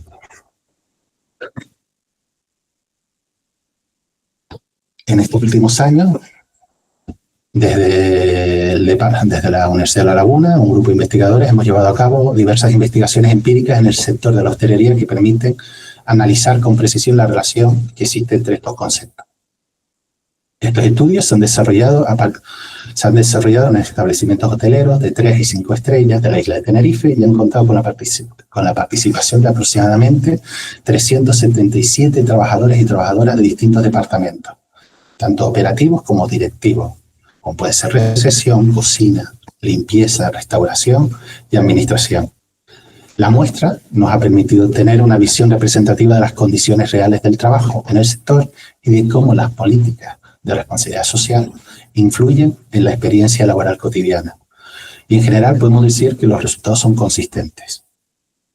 En primer lugar, se observa que las empresas que implementan políticas de responsabilidad social interna, como la estabilidad contractual, las oportunidades de formación, la igualdad de género, la promoción profesional o las medidas de conciliación, generan una percepción significativamente más alta de calidad del empleo, Los trabajadores que se sienten respaldados por prácticas responsables valoran de forma más positiva sus condiciones de trabajo, su seguridad y sus oportunidades de desarrollo. En segundo lugar, los datos nos indican que la calidad del empleo actúa como un canal de transmisión entre lo que es la responsabilidad social empresarial y la satisfacción laboral. La satisfacción no surge simplemente porque una empresa declare ser socialmente responsable, sino que esa responsabilidad se debe traducir en hechos concretos. Produce bienestar en la medida que mejora de forma tangible la experiencia laboral de los trabajadores. Valoran sobre todo los trabajadores, disculpe un segundo. Los trabajadores valoran sobre todo que las políticas se reflejen en su día a día, en la confianza que tienen las empresas y en la justicia que se percibe dentro de su entorno de trabajo. En tercer lugar, y finalmente, los análisis nos muestran que los empleados que se sienten satisfechos en su entorno laboral presentan mayores niveles de compromiso y menores tasas de rotación. O sea, se observa que los hoteles con mayores niveles, los hoteles que tienen mayores niveles de satisfacción laboral, la intención de abandono es notablemente inferior. Y los trabajadores expresan una disposición más alta a implicarse en la mejora del servicio y en la resolución de problemas. Estos resultados consideramos que son especialmente importantes en un sector donde la continuidad del personal y la calidad del servicio están estrechamente relacionadas. La satisfacción y el sentido de permanencia no solo benefician al trabajador, sino que mejoran el rendimiento global de la organización y la percepción de los clientes que tienen hacia ese establecimiento.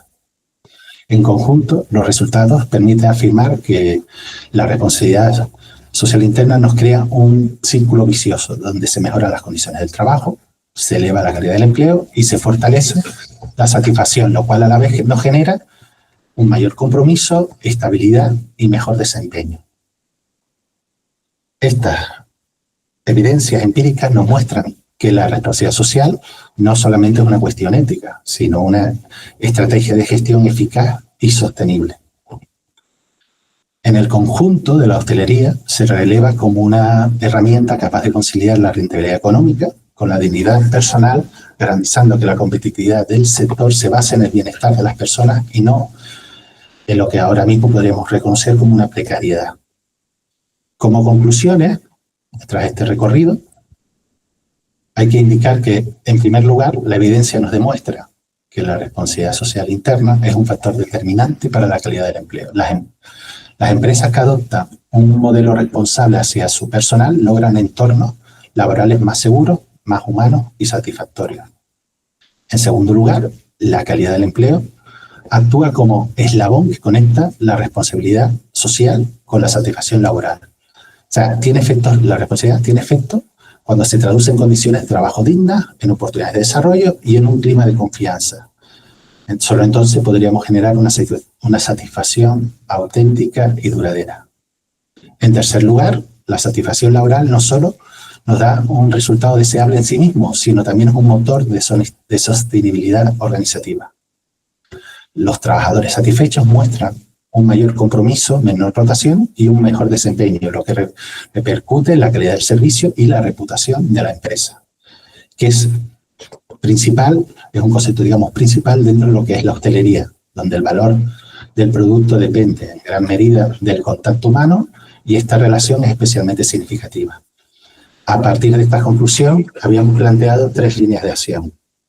Por un lado, integrar la responsabilidad social en lo que es la gestión de los recursos humanos, asegurando que las políticas de responsabilidad no se limiten al plano ambiental o comercial, sino que incluyan indicadores concretos sobre el bienestar, formación, estabilidad y participación del personal. En segundo lugar, fomentar la participación de los trabajadores en la definición y evaluación de las propias prácticas de responsabilidad social. O sea, hay que escuchar su voz y su experiencia directa. Y finalmente, promover una alianza, digamos, entre empresas, administraciones públicas y centros de formación que nos permitan consolidar una cultura del empleo de calidad en el sector, vinculando la competitividad turística con la dignidad personal. Básicamente, lo que buscamos no solamente que la hostelería sea un sector rentable, sino también socialmente sostenible. Y este último punto creo que es punto que deberíamos estudiar profundamente en lo que es las universidades y su relación con la sociedad. Quería, bueno, espero no haberme alargado mucho y darles las gracias por su atención. Bueno, pues yo quería saber si quieren hacerle alguna pregunta al ponente. Yo, mientras ustedes lo piensan, voy a hacerle un par de preguntas, ¿de acuerdo? La primera que quería realizar es que ¿qué prácticas específicas de responsabilidad social empresarial han demostrado que son más efectivas para mejorar la calidad del empleo en el sector de la hostelería? Pues ahí son diversas. Entendemos que al ser una responsabilidad interna, en el sentido de los trabajadores, hay que contar más con su, digamos, con su experiencia y tenerles en cuenta. Hemos encontrado, por ejemplo, cosas muy curiosas. Decimos, oye, ¿el sexo tiene relación con la satisfacción laboral? Podríamos pensarlo que sí. Entendemos que, por ejemplo, las mujeres, pues normalmente tienen peores condiciones. Ya hemos visto todo lo que ha pasado últimamente. Pero en nuestros estudios no reflejan que influye en la responsabilidad social. En lo que es la responsabilidad social no, en lo que es la satisfacción laboral. Otro ejemplo, por ejemplo, son el nivel de estudio. Presuponemos que normalmente mayores niveles de estudio supone mayor satisfacción laboral. Y no es así. Hay una relación que básicamente a mayores niveles de estudio, donde además el personal, los trabajadores y trabajadoras piensan que no están siendo correspondidos, eso se ve reflejado en una menor satisfacción. Sin embargo, niveles de estudio inferiores y medios sí hemos podido comprobar que generan una mayor satisfacción y, por tanto, como hemos dicho, una calidad del empleo y una responsabilidad, digamos, una mayor responsabilidad social. No sé si le vale la respuesta. Mira, y en otra cuestión que quería plantearte es que en un sector con tan alta rotación que tiene en la hostelería, ¿no resulta difícil medir el impacto real de la RSE en la satisfacción y fidelización del personal a largo plazo? ¿Cuál es tu parecer? No, vamos a ver. Realmente, lo que hicimos, digamos, el grupo de investigación, el conjunto de investigadores, fue plantear una encuesta muy amplia. Estamos hablando de 100 y pico preguntas, donde al final lo que hicimos después fue ir agrupando según, digamos, los factores. No hemos respondido directamente, oye, la satisfacción laboral de un empleado es esto. No le hemos preguntado. Lo que hemos intentado es, de manera, digamos, directa e indirecta, comprobar esa satisfacción. Como hemos dicho, pues al final, a largo plazo es importante, sí, es importante la responsabilidad y yo creo que sinceramente ya se están tomando medidas, sobre todo tenemos en las empresas hoteleras más grandes, pero eso, como se dice, es una cosa que se tiene que ver a largo plazo, pero creo firmemente que sí, que a largo plazo la responsabilidad está teniendo efectos y sobre todo está entrando en lo que es el diálogo social. Se está convirtiendo en un motivo que la sociedad está empezando a discutir, ya lo hemos podido ver en los medios, por las camareras de piso, pero también en el efecto de cómo la sociedad ahora mismo está disgustada con lo que es el sector turístico. Y el sector turístico y las administraciones, en ese sentido, van a tener que responder porque no podemos tener una sociedad que esté en contra de nuestro principal sector económico, porque no ves ganancia en él. ¿Y que existen políticas públicas que están a favor de este tipo de actuaciones? ¿O cómo está la situación? Políticas públicas existen, que están promoviendo. Ya como nuestro ponente anterior, ya hablamos de la Agenda 2030, el punto 8. Se está fomentando. Es verdad que no existe una percepción pública específica sobre eso, pero no debemos de olvidar que al final las administraciones públicas están tirando para que haya una mayor, digamos, una visión más social de la empresa. Y eso principalmente lo podemos ver en la Unión Europea, ¿no? La importancia que le ha dado a la conciliación, a la responsabilidad social interna, externa, como objetivo, digamos, como no solamente debemos de ver que las empresas están para ganar dinero, sino yo creo que ya casi todos los empresarios ven que tenemos, digamos, un aspecto social, generamos empleo y nuestros trabajadores nos interesa que estén satisfechos. En un hotel, el hecho que hay una alta rotación, el hecho que estén disgustados los empleados, tiene efectos. Quizás en otras empresas, en otro tipo de sectores, no sean tan importantes, pero una alta rotación, empleados satisfechos, al final se percibe dentro de lo que es la actividad hotelera y los clientes tienen conciencia de ello. Y para el caso de aquí de Canarias, ¿cómo ves la situación?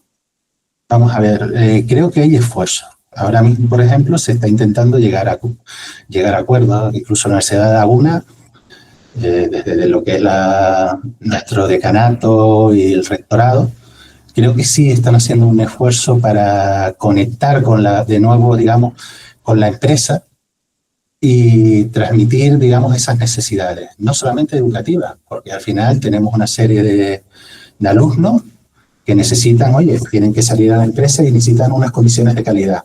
Y nosotros, creo que sinceramente como institución educativa, tenemos que luchar para que se tenga esa visión ética del trabajo, esa dignidad, y no simplemente, como decimos muchas veces, tú sales ahí, trabajas, tienes un sueldo y vuelves a tu casa. No, el empleado tiene que sentirse orgulloso de su trabajo. Y creo que eso en la Universidad de La Laguna se está persiguiendo. Sí. No sé si me he explicado correctamente. Pues me parece muy bien. A ver, ¿alguien quiere hacerle alguna pregunta concreta?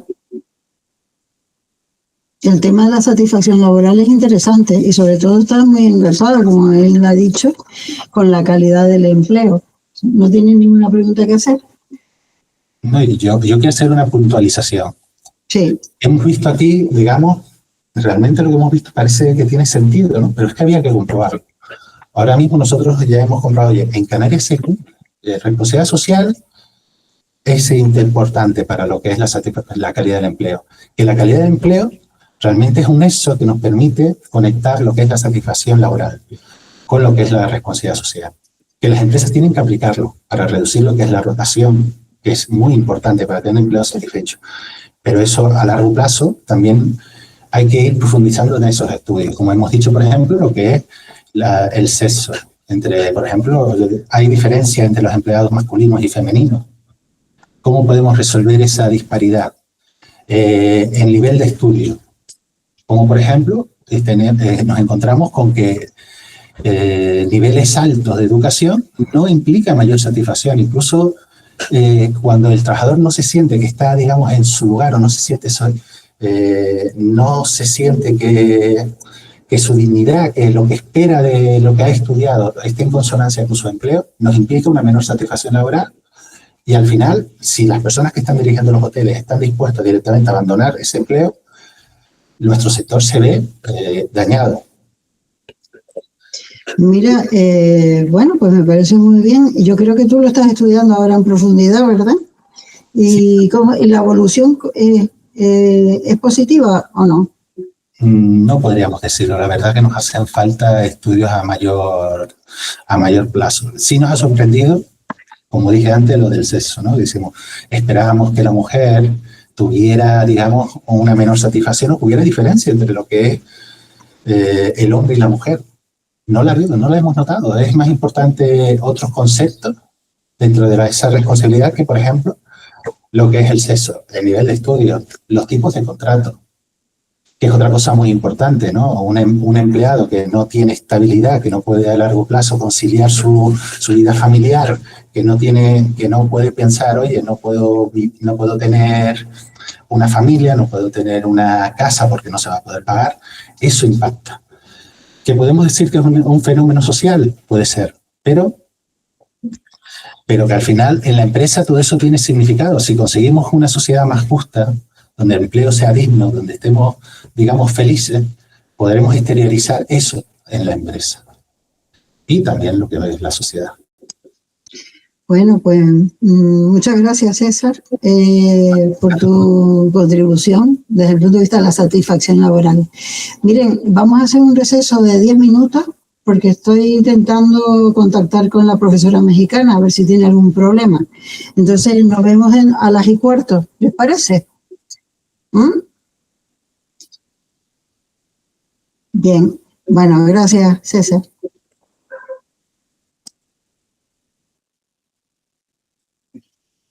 Nos vemos a las 11:15.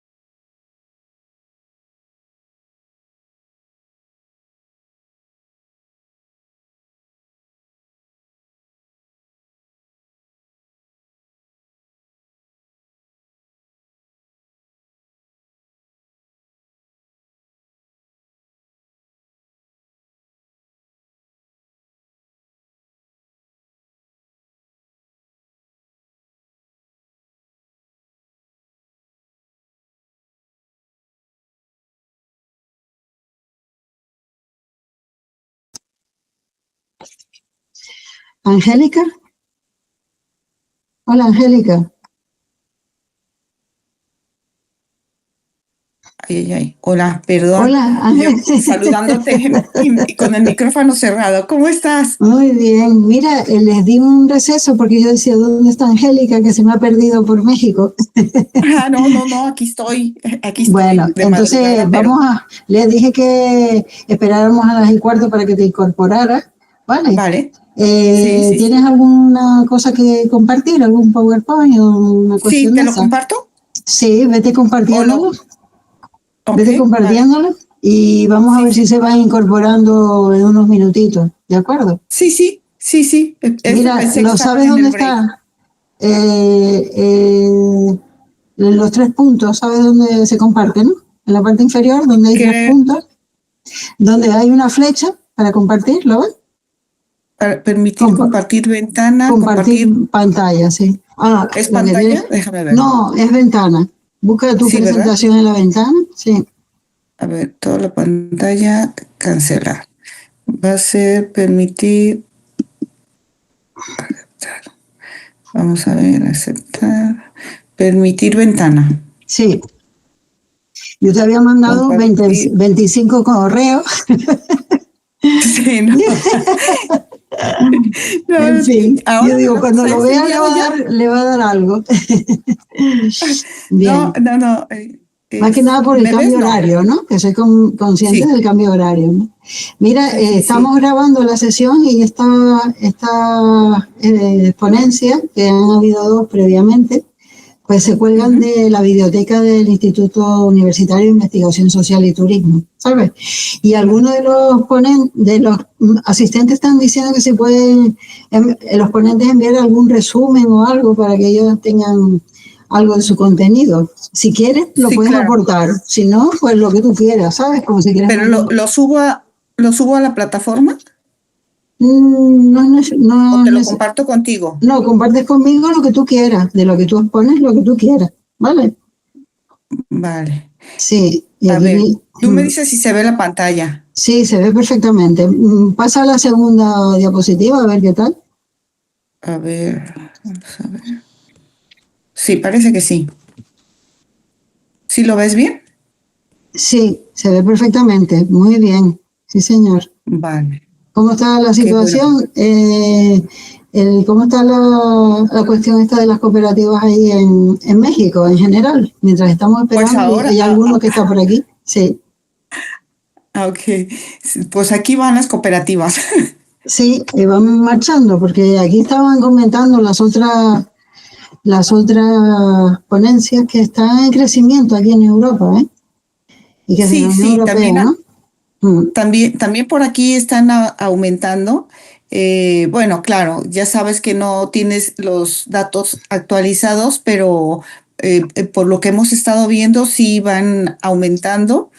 Entonces, esto que les voy a presentar es nada más de turismo Sí, sí, y de las cooperativas turísticas, pero ahora mismo estamos ahondando en el mismo estudio para verlas en la misma zona, el resto de las cooperativas, pues para a ver si podemos conseguir un referente, ¿no? Un comparativo claro. de qué sucede si aportan más las turísticas o si simplemente, o si son representativas en las zonas o el resto de las cooperativas ofrecen más, ¿sí? La verdad que la ponencia viene, vamos, perfecta, porque se ha organizado. La primera fue sobre la economía social, las cooperativas en general en España y su evolución. La segunda se centró en la satisfacción laboral como consecuencia de la calidad del empleo en la hostelería, y ahora tú vas a presentar el caso específico de las cooperativas turísticas de los pueblos Sí, mágicos, ¿no? Del exactamente. centro. Es, La verdad que es curioso, ¿eh? exactamente. ¿Ese en qué parte está? En centro occidente es Centro de México. y Sí. danos una idea de más o menos qué hay, ¿cómo lo llaman ustedes? ¿Regiones o estados dentro de México? Son 5 estados. Sí. Son 5 estados y unos están en la parte central de la República y algunos están en la parte de la costa. Entonces tienen diferentes pues características. Sí. Pero lo sacamos de esta parte por la obtención de los datos. Mira, te cuento, la DNUE tiene las bases de datos por estado. Entonces es mucho trabajo obtener la información porque es de todas las empresas, no solamente las cooperativas. Entonces desagregar de cada estado las cooperativas en general y las cooperativas turísticas con respecto a otro tipo de negocio, es muchísimo trabajo. Entonces, porque no hay una base que tenga las cooperativas exactamente de toda la República, sino así lo tiene como empresas. Entonces, ha sido un trabajo un poco complicado para la obtención de la información, de la ubicación de las cooperativas. Y entonces lo que decidimos, bueno, pues vámonos por regiones. Vamos a hacer la parte por regiones. Entonces vamos a continuar con esta región que, bueno, como todos los países, México tiene diferentes características, tanto de cultural como, pues, de todo en toda la República. O sea, por ejemplo, en la parte sur hay más población indígena.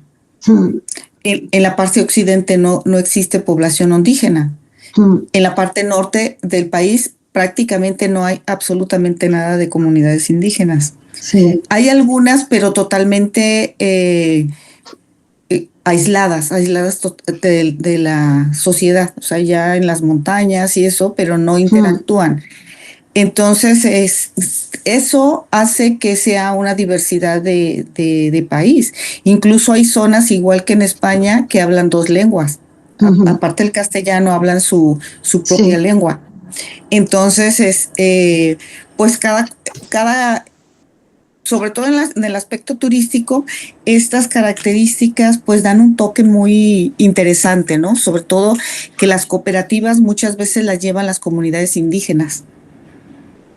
Mira, y eso le da mucho desarrollo local, ¿verdad? ¿O no? Exactamente. Sí. Entonces, esto de los pueblos mágicos, ya el gobierno actual, desde el anterior que tienen el mismo sesgo político, quitaron el presupuesto federal. Vale. aunque sigue existiendo la distinción. Entonces, esto nos permite otro estudio, ¿verdad? A ver qué tanto ha impactado en estas cooperativas el hecho de que ya no tengan una aportación federal y solamente sean financiadas por las mismas comunidades o el Estado, el Estado, incluso la iniciativa privada. Entonces, esto va a dar otro giro, ¿no? Definitivamente. Vamos a ver, para entender un poquito la estructura. Yo ahora te presento, estamos hablando aquí como de partiendo hasta que se vaya incorporando del descanso que tuvieron, ¿no? Pero igual se graba y es interesante. Para entender un poquito la estructura de México, la financiación le puede venir a nivel nacional y luego a nivel estatal por regiones o no. Sí, por regiones y por municipios, sí. Hay 3 tipos de presupuesto. El federal, que viene del gobierno central del Estado de México, de la Presidencia de México, y los gobiernos de cada estado, y aparte tienen asignado cada municipio determinadas partidas en donde pueden asignar apoyos para estas comunidades. Entonces recibirían en un momento dado. Inicialmente se recibía la máxima financiación era la federal, porque la federal te aportaba además para el crecimiento de la infraestructura de la zona, o sea, la construcción de carreteras, de cableado, de todo ese tipo de cosas. Entonces, pues ahora eso lo tiene que absorber el propio estado y el interés del propio municipio. Entonces, pues eso cambia totalmente la perspectiva de las cooperativas, ¿no? Y su posible desarrollo, incluso porque voy a demostrar que realmente cuando se dio la distinción de pueblo mágico, muchas de las cooperativas ya existían, se generaron unas nuevas. Entonces puede ser que sí fue un impulsor de apertura de nuevas cooperativas, pero como es tan pequeña la muestra, pues no podemos generalizar. Entonces, por eso queremos seguir avanzando con este estudio. La verdad que es interesante, sí, señor.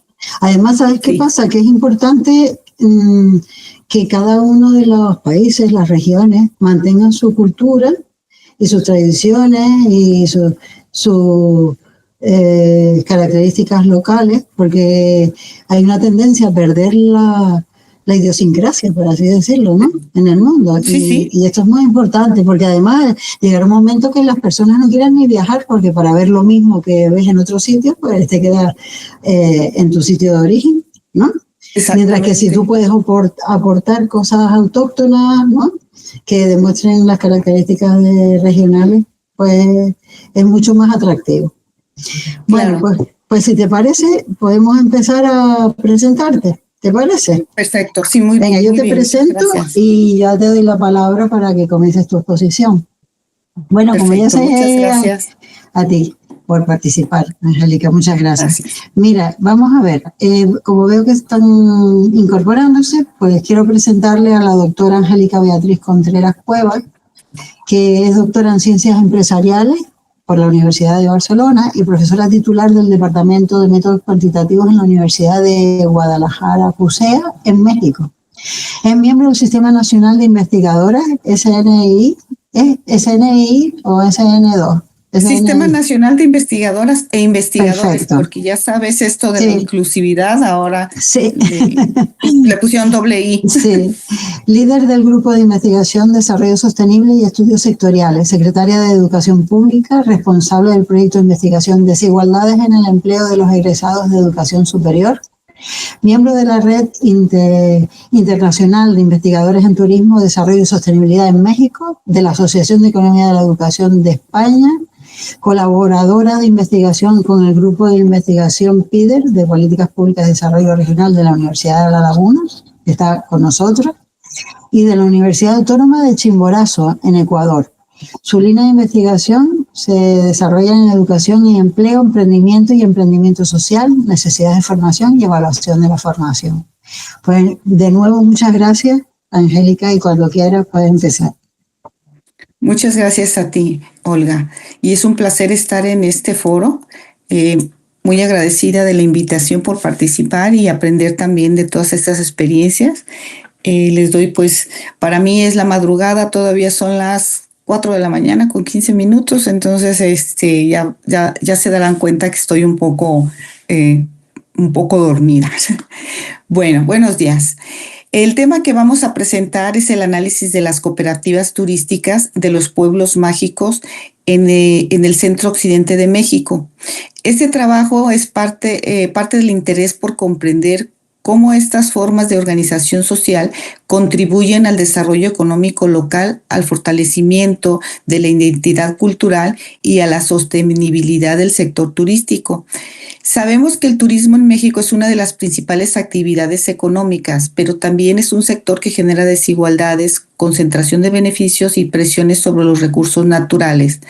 Frente a esto, las cooperativas surgen como una alternativa para que las comunidades locales se organicen, gestionen sus propios proyectos y participen de manera más directa en los beneficios que genera el turismo. El enfoque en los pueblos mágicos es fundamental porque este programa federal creado por la Sectur en 2001 como parte del Programa Nacional de Turismo ha buscado diversificar la oferta turística del país y potenciar las localidades con atractivos culturales, naturales e históricos. La presencia de cooperativas turísticas en estas comunidades puede ser un indicador clave para valorar hasta qué punto el turismo es una palanca para el desarrollo local con equidad. Es importante señalar que a partir del año 2019, el programa dejó de recibir presupuesto federal para su operación, trasladando la responsabilidad financiera a estados, municipios e iniciativa privada, aunque la designación como distinción de pueblo mágico se mantiene vigente hasta la fecha. En el contexto mexicano, las cooperativas turísticas representan una alternativa al modelo económico dominante. No solo generan ingresos, sino que lo hacen priorizando el bienestar colectivo, apoyándose en principios de solidaridad, ayuda mutua, organización comunitaria y todos esos aspectos sociales que pueden integrar y fortalecer una cooperativa. Sin embargo, enfrentan desafíos estructurales importantes, como son la falta de coordinación en las políticas turísticas, el acceso limitado al crédito, a la escasa formación empresarial de sus miembros. Estos factores, como tales, limitan su verdadero potencial transformador dentro de sus comunidades. A pesar de ello, también encontramos oportunidades emergentes. El crecimiento del turismo comunitario y sostenible les abre un espacio estratégico donde las cooperativas pueden consolidarse como actores clave para dinamizar las economías locales, fortaleciendo no solo los aspectos económicos, sino también el social y el ambiental. El objetivo central de esta presentación es evaluar el papel de las cooperativas turísticas en los pueblos mágicos del centro occidente de México. Queremos comprender primero cómo están distribuidas y qué características presentan estas cooperativas. También queremos saber el impacto en la actividad turística y el desarrollo económico local. En otras palabras, buscamos identificar hasta qué punto estas organizaciones contribuyen al crecimiento de sus comunidades, no solo desde lo económico, sino también desde lo social y lo territorial. Este estudio se apoya en dos marcos teóricos principales. El primero es la teoría general de sistemas, que nos ayuda a entender que las cooperativas no funcionan de manera aislada, sino como parte de un sistema turístico más amplio. Su desempeño está condicionado por factores externos como las políticas públicas, el mercado, el entorno social y cultural e incluso las dinámicas ambientales. El segundo marco es el de economía social y solidaria, que plantea un modelo alternativo al económico tradicional. A diferencia de las empresas convencionales, las cooperativas priorizan el bienestar colectivo por encima del beneficio individual. Su funcionamiento se basa en la participación democrática, como lo mencioné antes, la equidad y la sostenibilidad. De su interrelación entre estos dos principios y el turismo surge el concepto de turismo sociosolidario de base comunitaria, que propone un turismo diferente, uno que no solo busca atraer visitantes, sino también fortalece la identidad cultural, fomenta la participación de las comunidades y asegura la preservación del entorno natural y social. En conjunto, estos marcos teóricos nos permiten analizar cómo las cooperativas turísticas pueden convertirse en verdaderos agentes de desarrollo sostenible y local en todas las comunidades, pero también en los pueblos mágicos.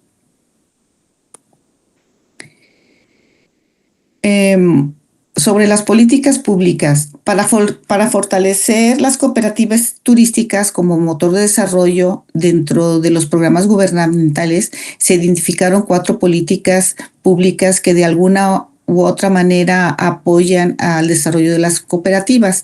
En la primera, no por orden de importancia, sino solo para mencionarlas, esta implica la inversión en infraestructura y apoyo a negocios locales.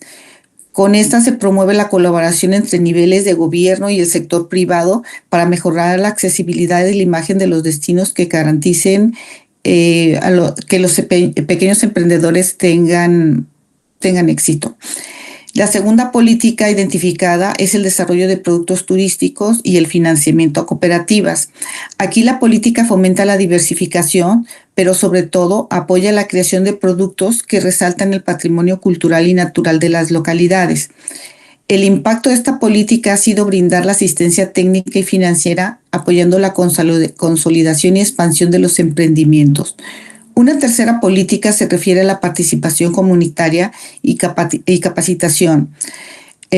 Con esta se materializa la capacitación sobre gestión turística, atención al cliente y, lo más importante, comercialización de servicios. Con esto se pretende empoderar a la comunidad con herramientas profesionales necesarias para competir dentro del mercado. La cuarta política está relacionada con la sostenibilidad y la conservación. Esta política se promueve las prácticas responsables para proteger el entorno.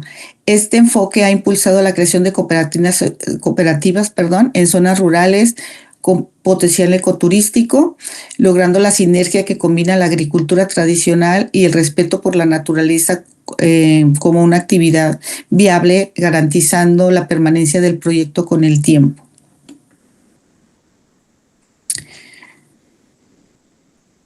Ahora vamos a hablar sobre lo que es el programa de Pueblos Mágicos. Ya bastante he dicho, lo he mencionado, pero no lo he definido.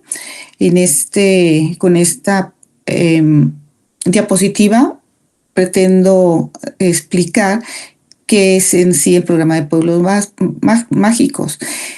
Los Pueblos Mágicos es una política turística clave en México. Este programa fue creado, como lo mencioné antes, en el año 2001 por la Secretaría de Turismo como parte del Programa Nacional de Turismo 2001-2006, con el objetivo de fomentar destinos turísticos sostenibles y diversificar la oferta del país. El propósito principal del programa fue impulsar